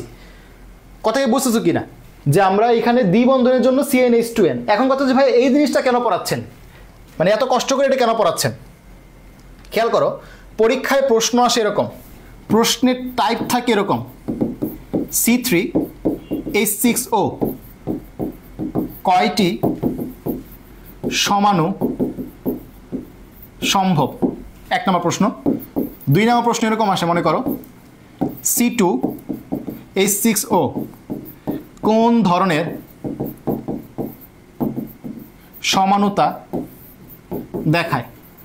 এই টাইপের প্রশ্ন তুমি যদি দ্রুত উত্তর করতে চাও, খেয়াল করো, তুমি প্রথমেই দেখলা C2H6, তার মানে অ্যালকেনের স্ট্রাকচার, CnH2n+2 সাথে O, তার মানে অ্যালকেনের স্ট্রাকচার অনুযায়ী এটা অ্যালকোহল আর ইথার। আর অ্যালকোহল ইথার ভাই বোন, তারা পরস্পর কার্যকরীমূলক সমানতা দেখায়, কার্যকরীমূলক সমানতা দেখায়। এক কথায় তুমি আনসার দিয়ে ফেললা, কার্যকরীমূলক।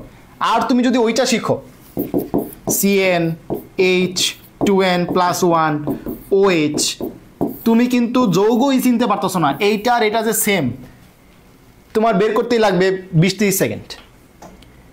এইটার এটা যে সেম, বের করতেই লাগবে 20-30 সেকেন্ড।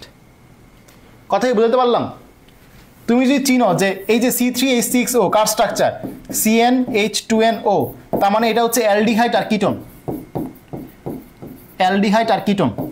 এখন তুমি হিসাব করবা যে কোনটার কয়টা করে। আমি কি বুঝাতে পারলাম বিষয়টা?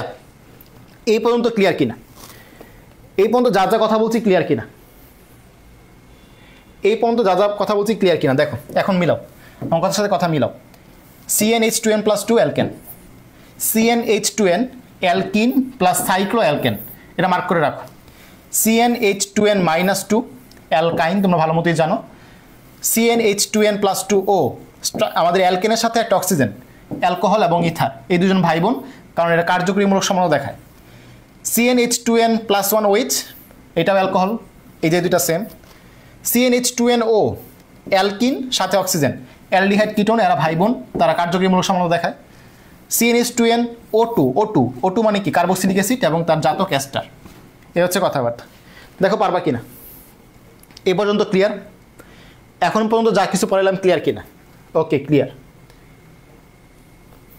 ওকে, কার্যকরীমূলক সমানতা দেখো, CnH2nO যেহেতু এটা অ্যালকিনের স্ট্রাকচার, তার মানে এটা অ্যালডিহাইড কিটোনকে বোঝায়। আরেকটা আছে অ্যালকিনল, আর এই যে এটা যেহেতু অ্যালকেনের স্ট্রাকচার, এটা অ্যালকোহল এবং ইথারকে বোঝায়। এই দুইটা পরস্পর কার্যকরীমূলক সমানতা দেখায়, এই দুইটা পরস্পর কার্যকরীমূলক সমানতা দেখায়। বুঝতে পারছো? আমরা পরে গিয়ে আরেকবার দেখাবো এটা। এখানে আমাদের বিভিন্ন কার্যকরীমূলকের সংকেত আছে, মোট 28টা। এই 28টার নাম আমাদের জানতে হবে, এই 28টার নাম আমাদের জানতে হবে। সবাই একটু খেয়াল করো, সহজগুলো দেখো। আগে সহজগুলো মার্ক করে দিচ্ছি। অ্যালকেন মানে একক বন্ধন, তাই এটা হচ্ছে আমাদের কার্যকরীমূলকের মধ্যে আসে না। মানে বলা হয় যে অ্যালকেনের কোনো নির্দিষ্ট কার্যকরীমূলক নাই, এই কথাটা বলা হয়। ওকে, এখানে দেখো, অ্যালকিন দ্বিবন্ধন, অ্যালকাইন ত্রিবন্ধন, সহজ কথা। অ্যালকোহল একটু আগে পড়ছি, সরাসরি প্রশ্ন আসতে পারে। অ্যালডিহাইড CHO প্রশ্ন আসতে পারে। কিটোন অলরেডি একবার মেডিকেলে আসছে, আমরা প্রশ্ন সলভিংয়ে দেখবো একটু পরেই। কার্বক্সিলিক অ্যাসিড সহজ, COOH। Ether COC, Clash of Clans খেলে অনেকেই, ওই COC Clash of Clans. Alcohol আর ইথার দুইটা ভাই বোন, মনে রাখবা। অ্যামিন NH2, আমি যেগুলো গোলাপি কালার দিয়ে মার্ক করতেছি এগুলো হচ্ছে ইজি, আমি লিখে দিই, গোলাপি কালারগুলো ইজি। সায়ানাইট CN, এটাও সহজ, অপর নাম নাইট্রাইলটা খেয়াল রাখতে হয়। সালফোনিক অ্যাসিড SO3H, এটাও সহজ। অ্যাস্টার, যার সাথে আর তার নাম অ্যাস্টার, যার সাথে আর তার নাম অ্যাস্টার, তাহলে আমাদের কার্বক্সিলিক অ্যাসিডের হাইড্রোজেনকে বাদ দিয়ে আর নিয়ে আসলে অ্যাস্টার হয়ে যায়। এটা কার্বক্সিলিক অ্যাসিডের একটা জাতক, এটা অনেকে ভুল করার মতো, তাই এটা আমি হচ্ছে রেড কালার দিয়ে মার্ক করতেছি, রেড কালার দিয়ে মার্ক করতেছি। রেড কালার মানে হচ্ছে অ্যালার্ট থাকবা, রেড কালার মানে হচ্ছে অ্যালার্ট থাকবে। এগুলো সবগুলো ক্লাস নোট, যা যা লিখতে সব পেয়ে যাবা। অ্যাসিড অ্যামাইড অনেকে ভুল করে, CONH2 গুরুত্বপূর্ণ। এই অ্যাসিড অ্যানহাইড্রাইডটা আমি একটু বুঝাই দিচ্ছি। অ্যাসিড অ্যানহাইড্রাইড মেডিকেল ভর্তি পরীক্ষা 2021 সালে আসছিল, অনুশীলনী থেকে আসছিল, অনুশীলনীতে আছে এই প্রশ্নটা। অ্যাসিড অ্যানহাইড্রাইড বেসিক যদিও জানার দরকার নাই, বাট জানলে মনে রাখতে সোজা, পড়তে মজা। অ্যাসিড অ্যানহাইড্রাইড খেয়াল করো, এ মানে হচ্ছে নাই, হাইড্রো মানে হচ্ছে পানি, তাহলে যেখানে পানি নাই, কোনো পানি নেই, অ্যাসিডে পানি নেই। তাই মনে করো একটা COOH মূলক দিলাম, সাথে আরেকটা COOH মূলক দিলাম, দুইটাই অ্যাসিড, দুইটা থেকে পানি বের করে নিলাম। পানি মানে কি? H2O, পানি বের করে নিলাম। দেখো তো কী বাকি থাকে? পানি নাই, যেহেতু অ্যাসিড অ্যানহাইড্রেট, পানি নাই, তাহলে পানি বের করে নিলাম। পানি বের করে নিলে কি থাকে দেখো তো, এখানে থাকবে COO, ওইখানে থাকবে CO, এই যে COO, এটা হচ্ছে আমাদের অ্যাসিড অ্যানহাইড্রাইট। দুইটা অ্যাসিড থেকে একটা পানি বের করে নিলে তার নাম হচ্ছে acid anhydride, acid anhydride, medical ভর্তি পরীক্ষা 2000 ম্যাট 21-22 আসছিল। ঠিক আছে, এই হচ্ছে তোমার প্রশ্ন। তাহলে বুঝতে পারছো যে ওকে। অ্যাসিড হ্যালাইট, সাথে একটা হ্যালোজেন লাগাই দিলে হয়ে যায়, এটা সহজ, এটা আশা করি তোমরা ভুল করবা না। ফেনল OH সবাই জানো। থায়ো মানে হচ্ছে শাওন ভাইয়ার নামের প্রথম দুই অক্ষর। থায়োল মানেই সালফার, থায়ো মানে শাওন ভাইয়ার নামের প্রথম দুই অক্ষর SH।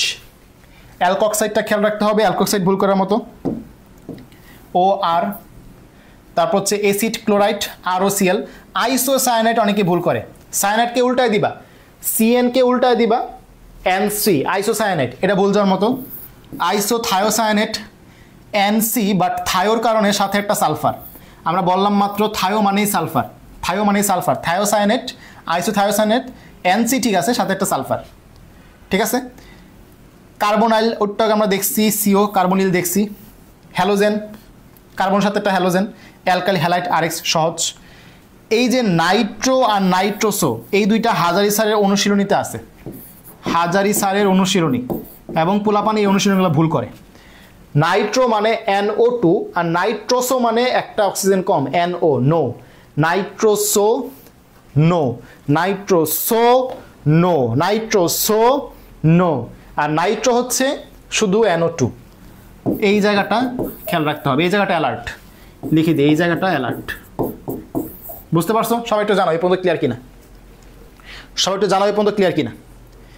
চেষ্টা করতেছি একদম বেসিক থেকে পড়া দেখানোর জন্য। ক্লিয়ার? ক্লিয়ার কিনা?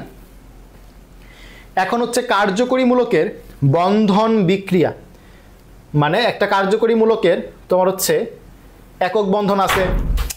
আশ্চর্য, ভয় পেয়ে গেছি। কি নক করে করবা না? মনোযোগ দিয়ে ক্লাস করাইতো নাকি? নক করে আসতে হয়, যে কোনো জায়গায় আসলে নক করে আসতে হয়। মনোযোগ, আমরা ক্লাসের ভিতরে ঢুকে যাই, বুঝছো, ক্লাস করাইতে গেলে। কি একটা অবস্থা।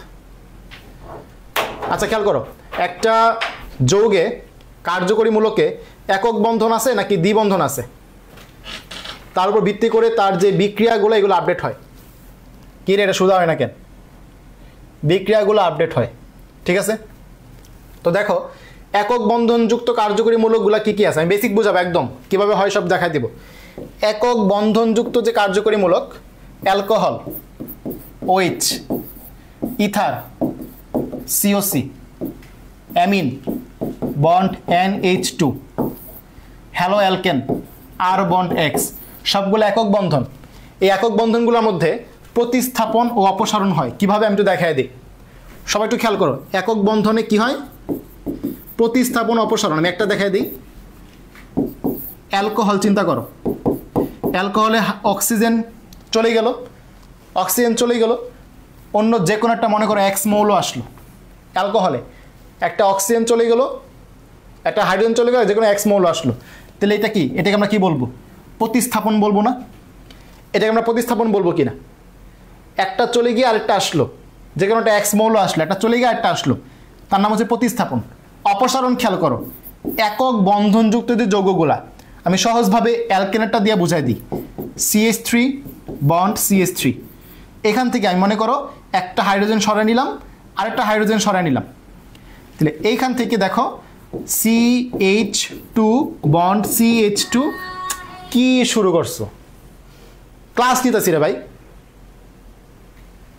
CH2 এখান থেকে একটা হাইড্রোজেন বাদ দিয়ে দিলাম, এখান থেকে একটা হাইড্রোজেন বাদ দিয়ে দিলাম, এর একটা হাত খালি হইলো, এর একটা হাত খালি হইলো। এই দুইটা হাত মিলে, এই দুইটা হাত মিলে এখানে একটা দ্বিবন্ধন হয়ে গেল। তাহলে অপসারণ বিক্রিয়ার ফলে একক বন্ধন থেকে দ্বিবন্ধন হয়। এই প্রশ্নটা পরীক্ষায় আসে। একক বন্ধন থেকে দ্বিবন্ধন হয় অপসারণের ফলে, এবং অপসারণ বিক্রিয়া কোথায় ঘটবে? একক বন্ধনের মধ্যে ঘটবে, একক বন্ধনের মধ্যে ঘটবে অপসারণ। তাহলে অপসারণ ও প্রতিস্থাপনের বিষয়টা ক্লিয়ার কিনা? দ্বিবন্ধন খেয়াল করো, দ্বিবন্ধনের ক্ষেত্রে যেমন অ্যালকিন, কার্বনিল, কার্বনিল তো সবাই চিনো, C ডাবল বন্ড O, এর মধ্যে সংযোজন হয়। কেমনে সংযোজন? একদম সহজ। সংযোজনের বিষয়টা খেয়াল করো, উপরে দেখাই আমি। এই যে CH2 double bond CH2 hydrogen সংযোজন, তাই না? নিকেল প্রভাবক 180 ডিগ্রি সেলসিয়াস তাপমাত্রা, মনে পড়ে কিনা? CH3 বন্ড CH3, তাহলে এই যে আমাদের সংযোজন হয়ে গেল কোথায়? যেখানে দ্বিবন্ধন আছে। ক্লিয়ার কিনা? এবং যেটা ত্রিবন্ধন সেক্ষেত্রেও সংযোজন, দ্বিবন্ধন এবং ত্রিবন্ধন সংযোজন। আর একই সাথে একক বন্ধন ও দ্বিবন্ধন দুইটাই থাকলে, যেমন একক বন্ধন দ্বিবন্ধন দুইটাই আছে কোনটার মধ্যে? এই যে দেখো অ্যাসিড, অ্যাসিডেরটা খেয়াল করো, দ্বিবন্ধন, এই যে একক বন্ধন। এইরকমগুলো কি হয়? প্রতিস্থাপন হয়। এবং আমরা একটু আগেই দেখছি যে এই যে হাইড্রোজেন, এটা যদি R দ্বারা প্রতিস্থাপন হয় তার নাম হয়ে যায় অ্যাস্টার। পড়ছি কিনা একটু আগে যে যদি অ্যাসিডের হাইড্রোজেনটা আর দ্বারা প্রতিস্থাপন হয়ে যায় তার নাম হচ্ছে অ্যাস্টার। কথা ক্লিয়ার? বুঝছো কিনা? কথা ক্লিয়ার কিনা? এই পর্যন্ত ক্লিয়ার হলে জানো। এই যে কার্যকরী মূলকের বন্ধন ও বিক্রিয়া, এখান থেকে খুব সম্ভবত রাজশাহী ইউনিভার্সিটিতে লাস্ট ইয়ার প্রশ্ন আসছিল, মানে লাস্ট ইয়ার আগের বছর রাজশাহী ইউনিভার্সিটিতে খুব সম্ভবত প্রশ্ন আসছিল, রাজশাহী বা এরকমই কোনো একটা প্রশ্ন আসছিল। তো মেডিকেল যে কোনো সময় চলে আসতে পারে, অনুশীলনীতে এমসিকিউ আছে। এটাকে বলা হচ্ছে কার্যকরী মূলকের অগ্রগণ্য সিরিজ। এর নাম কি? এই সিরিজটার নাম কি? কার্যকরী মূলকের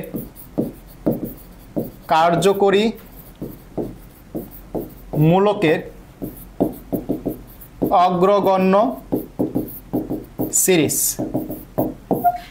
ঠিক আছে? কার্যকরী মূলকের অগ্রগণ্য সিরিজ কেন দরকার? মনে করো একটা যৌগ দিলাম CH3, C মাথার মধ্যে OH, CH, CH2, COOH। এই যৌগে একই সাথে অ্যালকোহল আছে, একই সাথে অ্যাসিড আছে। তুমি এই যৌগের নাম কি দিবা? অ্যালকোহল দিবা না অ্যাসিড দিবা? এই যৌগের নামকরণ তুমি কার অনুসারে করবা? অ্যালকোহল দিবা না অ্যাসিড দিবা? যেহেতু অ্যাসিডটা অগ্রগণ্য সিরিজে উপরে আছে তাই তার পাওয়ার বেশি, এই যৌগের নাম হবে অ্যাসিড। এই যৌগের নাম হবে অ্যাসিড। কী নাম হবে সেখানে যাচ্ছি না, নাম হবে অ্যাসিড অনুসারে, কারণ অ্যাসিডটা সবার উপরে আছে। তো এই সিরিয়ালটা মনে রাখা একটা ছন্দ আছে, সবাই এই ছন্দটাই পড়ায়, আমি ওইটাই পড়াবো। আশা করি অন্য জায়গায় হইলেও পড়ছো, না পড়লে আমারটাই দেখো। কাঁসা হলো আশা, কাঁসা হলো আশা, আলো কত আলো, তাই আমার 231 ভালো। এ কেমন ছন্দ, তাই না? ছন্দের মধ্যে কিন্তু একটা মজা আছে, ছন্দের মধ্যে কিন্তু একটু ওই যে দেখো ছন্দ আকারের ছন্দ আছে। কাঁসা হলো আশা, আলো কত আলো, তাই আমার 231 ভালো। কাঁসা মানে কি? Carboxylic acid, sulphonic acid. হলো মানে কি? Acid halide. আশা মানে কি? Acid amide, cyanide. আলো কত আলো, দেখো দুইটা আলো এখানে, একটা আলো দিয়ে অ্যালডিহাইড আর একটা আলো দিয়ে অ্যালকোহল। পোলাপান পেঁয়াজ খায় যে কোনটা কোন আলো দিয়ে কোনটা।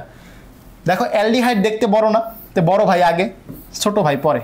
বড় ভাই আগে, বড় ভাই আগে, ছোট ভাই পরে। বড় ভাই আগে, ছোট ভাই পরে। কিটোন মাঝখানে, কত দিয়ে কিটোন। তারপরে তাই দিয়ে হচ্ছে থায়োল, আমার দিয়ে হচ্ছে অ্যামিন। 231 মানে 2, 3, 1, দ্বিবন্ধন, ত্রিবন্ধন, একক বন্ধন। এ হচ্ছে কথাবার্তা। গুরুত্বপূর্ণ কিছু কার্যকরী মূলকের নাম লেখা আছে যা আমরা অলরেডি পড়ে ফেলছি। ঠিক আছে? অ্যানহাইড্রেটটা এইভাবে লেখা হয়, আর CO2O মানে ওই যে কো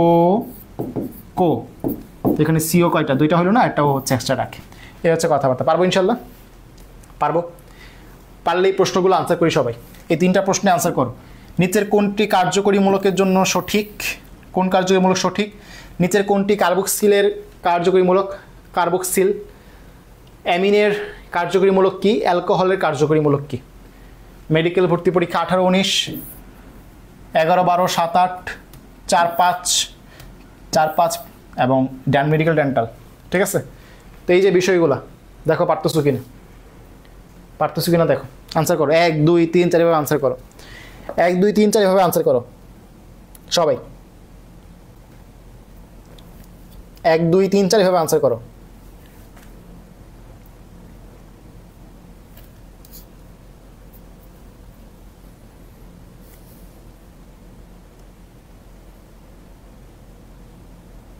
একের এ কোনটি সঠিক? কিটোনের জন্য CO, 2 এর ডি কার্বক্সিলিক অ্যাসিড COOH, 3 এর হচ্ছে অ্যামিনের জন্য কি লেখছো? 3 এর এ, 4 এর হচ্ছে সি অ্যালকোহল। ঠিক আছে? তাহলে আমি একটু বাকিগুলো বলে দিই কোনটার মধ্যে কি। এই যে অ্যাস্টার এখানে আর হবে, জৈব অ্যাসিড এখানে H হবে, নাইট্রাইল কি হবে? নাইট্রাইল কি হবে? সায়ানাইড। ঠিক আছে? নাইট্রাইল হবে সায়ানাইড। আচ্ছা, নিচে হচ্ছে টান হবে এখানে। এখানে দেখো কোনটি কার্বক্সিলিক, তারপরে এটা হচ্ছে আমাদের অ্যালকোহল। ঠিক আছে? তারপরে এটা হচ্ছে যদি সামনে CO থাকে তখন হচ্ছে অ্যাস্টার হবে। এটা হচ্ছে আমাদের অ্যামিন, এটা তো অ্যামোনিয়ার সংকেত, এটা তো ভুল। অ্যালকোহল, এটা হচ্ছে মিথাইল অ্যালকাইল, যেটা অ্যামিন কার্বোক্সিলিক অ্যাসিড অ্যালকোহল, আর এখানে যদি CR থাকে তখন হচ্ছে অ্যাস্টার। এ হচ্ছে পড়াশোনা, ঠিক আছে। নামকরণের কিছু পদ্ধতি আছে, মোট 3টা পদ্ধতিতে নামকরণ করা যায়। একটা হচ্ছে সাধারণ বা প্রচলিত পদ্ধতি, উদ্ভূত বা জাতক পদ্ধতি, জেনেভা বা ইউপ্যাক পদ্ধতি।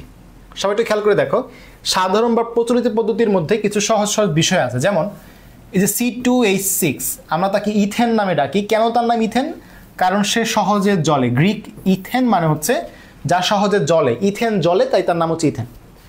লাল পিঁপড়া ফর্মিকা থেকে এই HCHH বা ফর্মিক অ্যাসিড পাওয়া যায়, পিঁপড়ার নাম অনুসারে তার নাম দিয়েছে ফর্মিক অ্যাসিড। প্রস্রাব ইউরিন থেকে এই যৌগ পাওয়া যায়, তাই তার নাম দিয়েছে ইউরিয়া। ইউরিন, ইউরিয়া, এই হচ্ছে কথাবার্তা। তো সাধারণ বা প্রচলিত পদ্ধতি থেকে আর তেমন কোনো পড়াশোনা নাই। উদ্ভূত বা জাতক পদ্ধতি, এইখানে একটু পড়াশোনা আছে, খেয়াল করো। এইখানে অ্যালকেন সদস্যগুলোকে মিথেনের জাতক ধরা হয় এবং CH3OH-কে কার্বনিল ধরে নামকরণ করা হয়। অ্যালকোহলের কার্বনিল রূপে অ্যালকোহলের নামকরণ করা হয়। তাহলে একটা হচ্ছে আমরা কি বললাম, যে অ্যালকেন সদস্যগুলোকে মিথেনের জাতক ধরা হয়, আর কার্বিনলকে ধরে অ্যালকোহলের নামকরণ করা হয়। তাহলে একটা হচ্ছে কার্বনিল, একটা হচ্ছে কার্বিনল। খেয়াল করো, কার্বনিল মানে কি? কার্বনিল মানে হচ্ছে C+O, এখানে ডাবল বন্ড, এখানে 2টা হাত খালি, এটা হচ্ছে কার্বনিল। কার্বনিল আর এটা হচ্ছে কার্বিনল, দুইটার মধ্যে প্যাচ লাগানো যাবে না। একটা কার্বনিল আর একটা হচ্ছে কার্বিনল। ওকে, নাম দেখো, এটা একটা মিথেন ছিল। মিথেন ছিল এরকম CH4, একটা হাইড্রোজেন প্রতিস্থাপিত হয়ে CH3 দ্বারা প্রতিস্থাপিত হয়েছে, মিথাইল দ্বারা প্রতিস্থাপিত হয়েছে, তাই তার নাম মিথাইল মিথেন। যদি এখানে 2টা মিথাইল আসতো ডাইমিথাইল মিথেন, 3টা আসলে ট্রাইমিথাইল মিথেন। ওকে, এ হচ্ছে ইথেনের নামকরণগুলা, অ্যালকেনের নামকরণগুলা মিথেনের সাপেক্ষে করা হয়। আর যেটা অ্যালকোহল, দেখো OH আছে না, CH3OH যেটা, এটাকে বলা হয় কার্বিনল। তাহলে একটা হাইড্রোজেন প্রতিস্থাপিত হয়ে CH3 আসছে, তাই তার নাম মিথাইল কার্বিনল। যদি একটা ইথাইল মূলক আসে, তার নাম ethyl carbinol.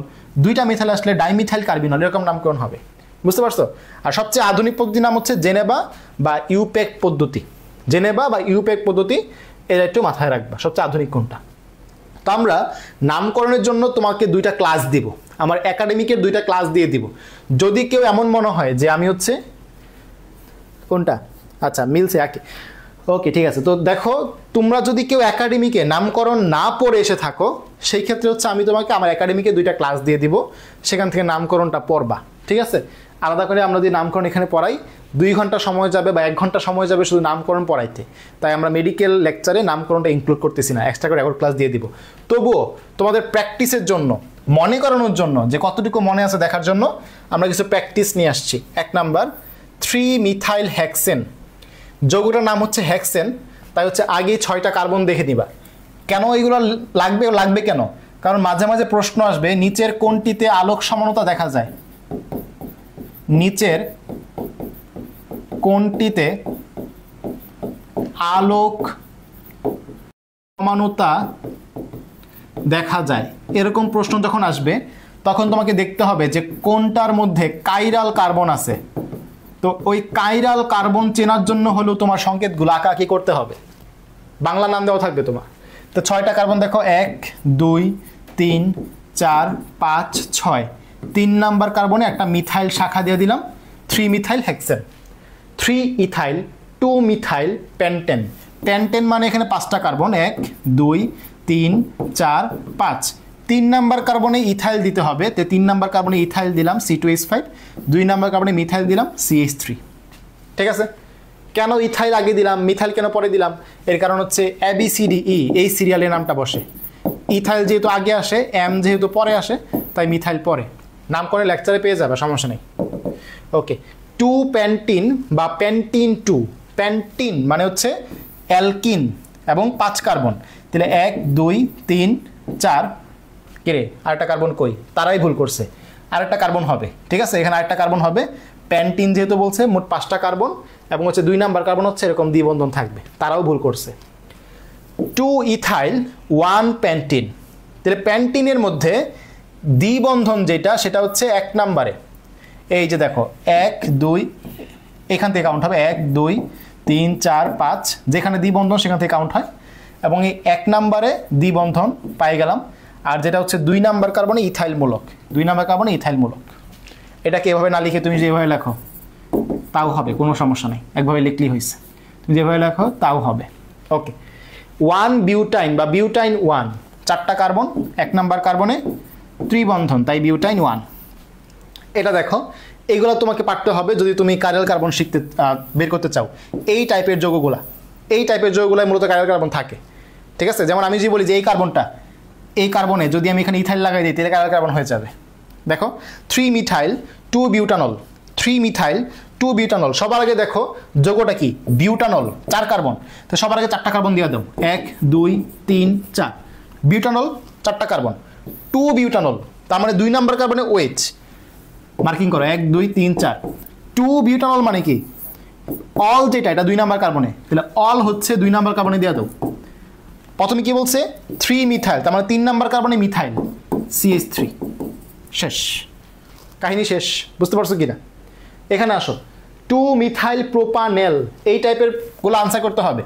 2 methyl propanal, prop, meth eth prop, prop মানে 3 কার্বন, প্রোপানেল, প্রোপানেল তার মানে হচ্ছে 1 নাম্বার কার্বনে CHO দিয়ে দিলাম, 2 মিথাইল মানে CH3। শেষ। 2 মিথাইল প্যান্টানোন 3, প্যান্টানোন 3, এরকম নোন মানে কিটোন, নোন মানে কিটোন, তার মানে 3 নাম্বার কার্বনে কিটোনের CO, ঠিক আছে? 1 2 3।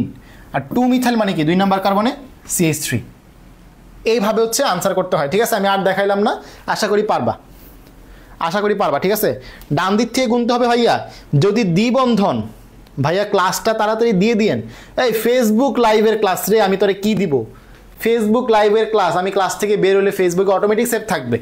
আচ্ছা, একজন প্রশ্ন করতে পারে ডান দিক থেকে গুনতে হবে কিনা। যখন দেখবা যে দ্বিবন্ধন, যেই কার্বনের দ্বিবন্ধন ওই দিক থেকে গোনা শুরু করবা, দ্বিবন্ধন যে দিক থেকে কাছে ওই দিক থেকে গোনা শুরু করবা। দ্বিবন্ধন এই দিক থেকে কাছে পাইছি 1 নম্বরে, এই থেকে গোনা শুরু। ত্রিবন্ধন যেই থেকে কাছে ওই থেকে গোনা শুরু করবা, এই দেখো 3 নম্বর এই থেকে কাছে পাইছি 1 নম্বর, গোনা শুরু করবা। বুঝতে পারছো? এই হচ্ছে পড়াশোনা।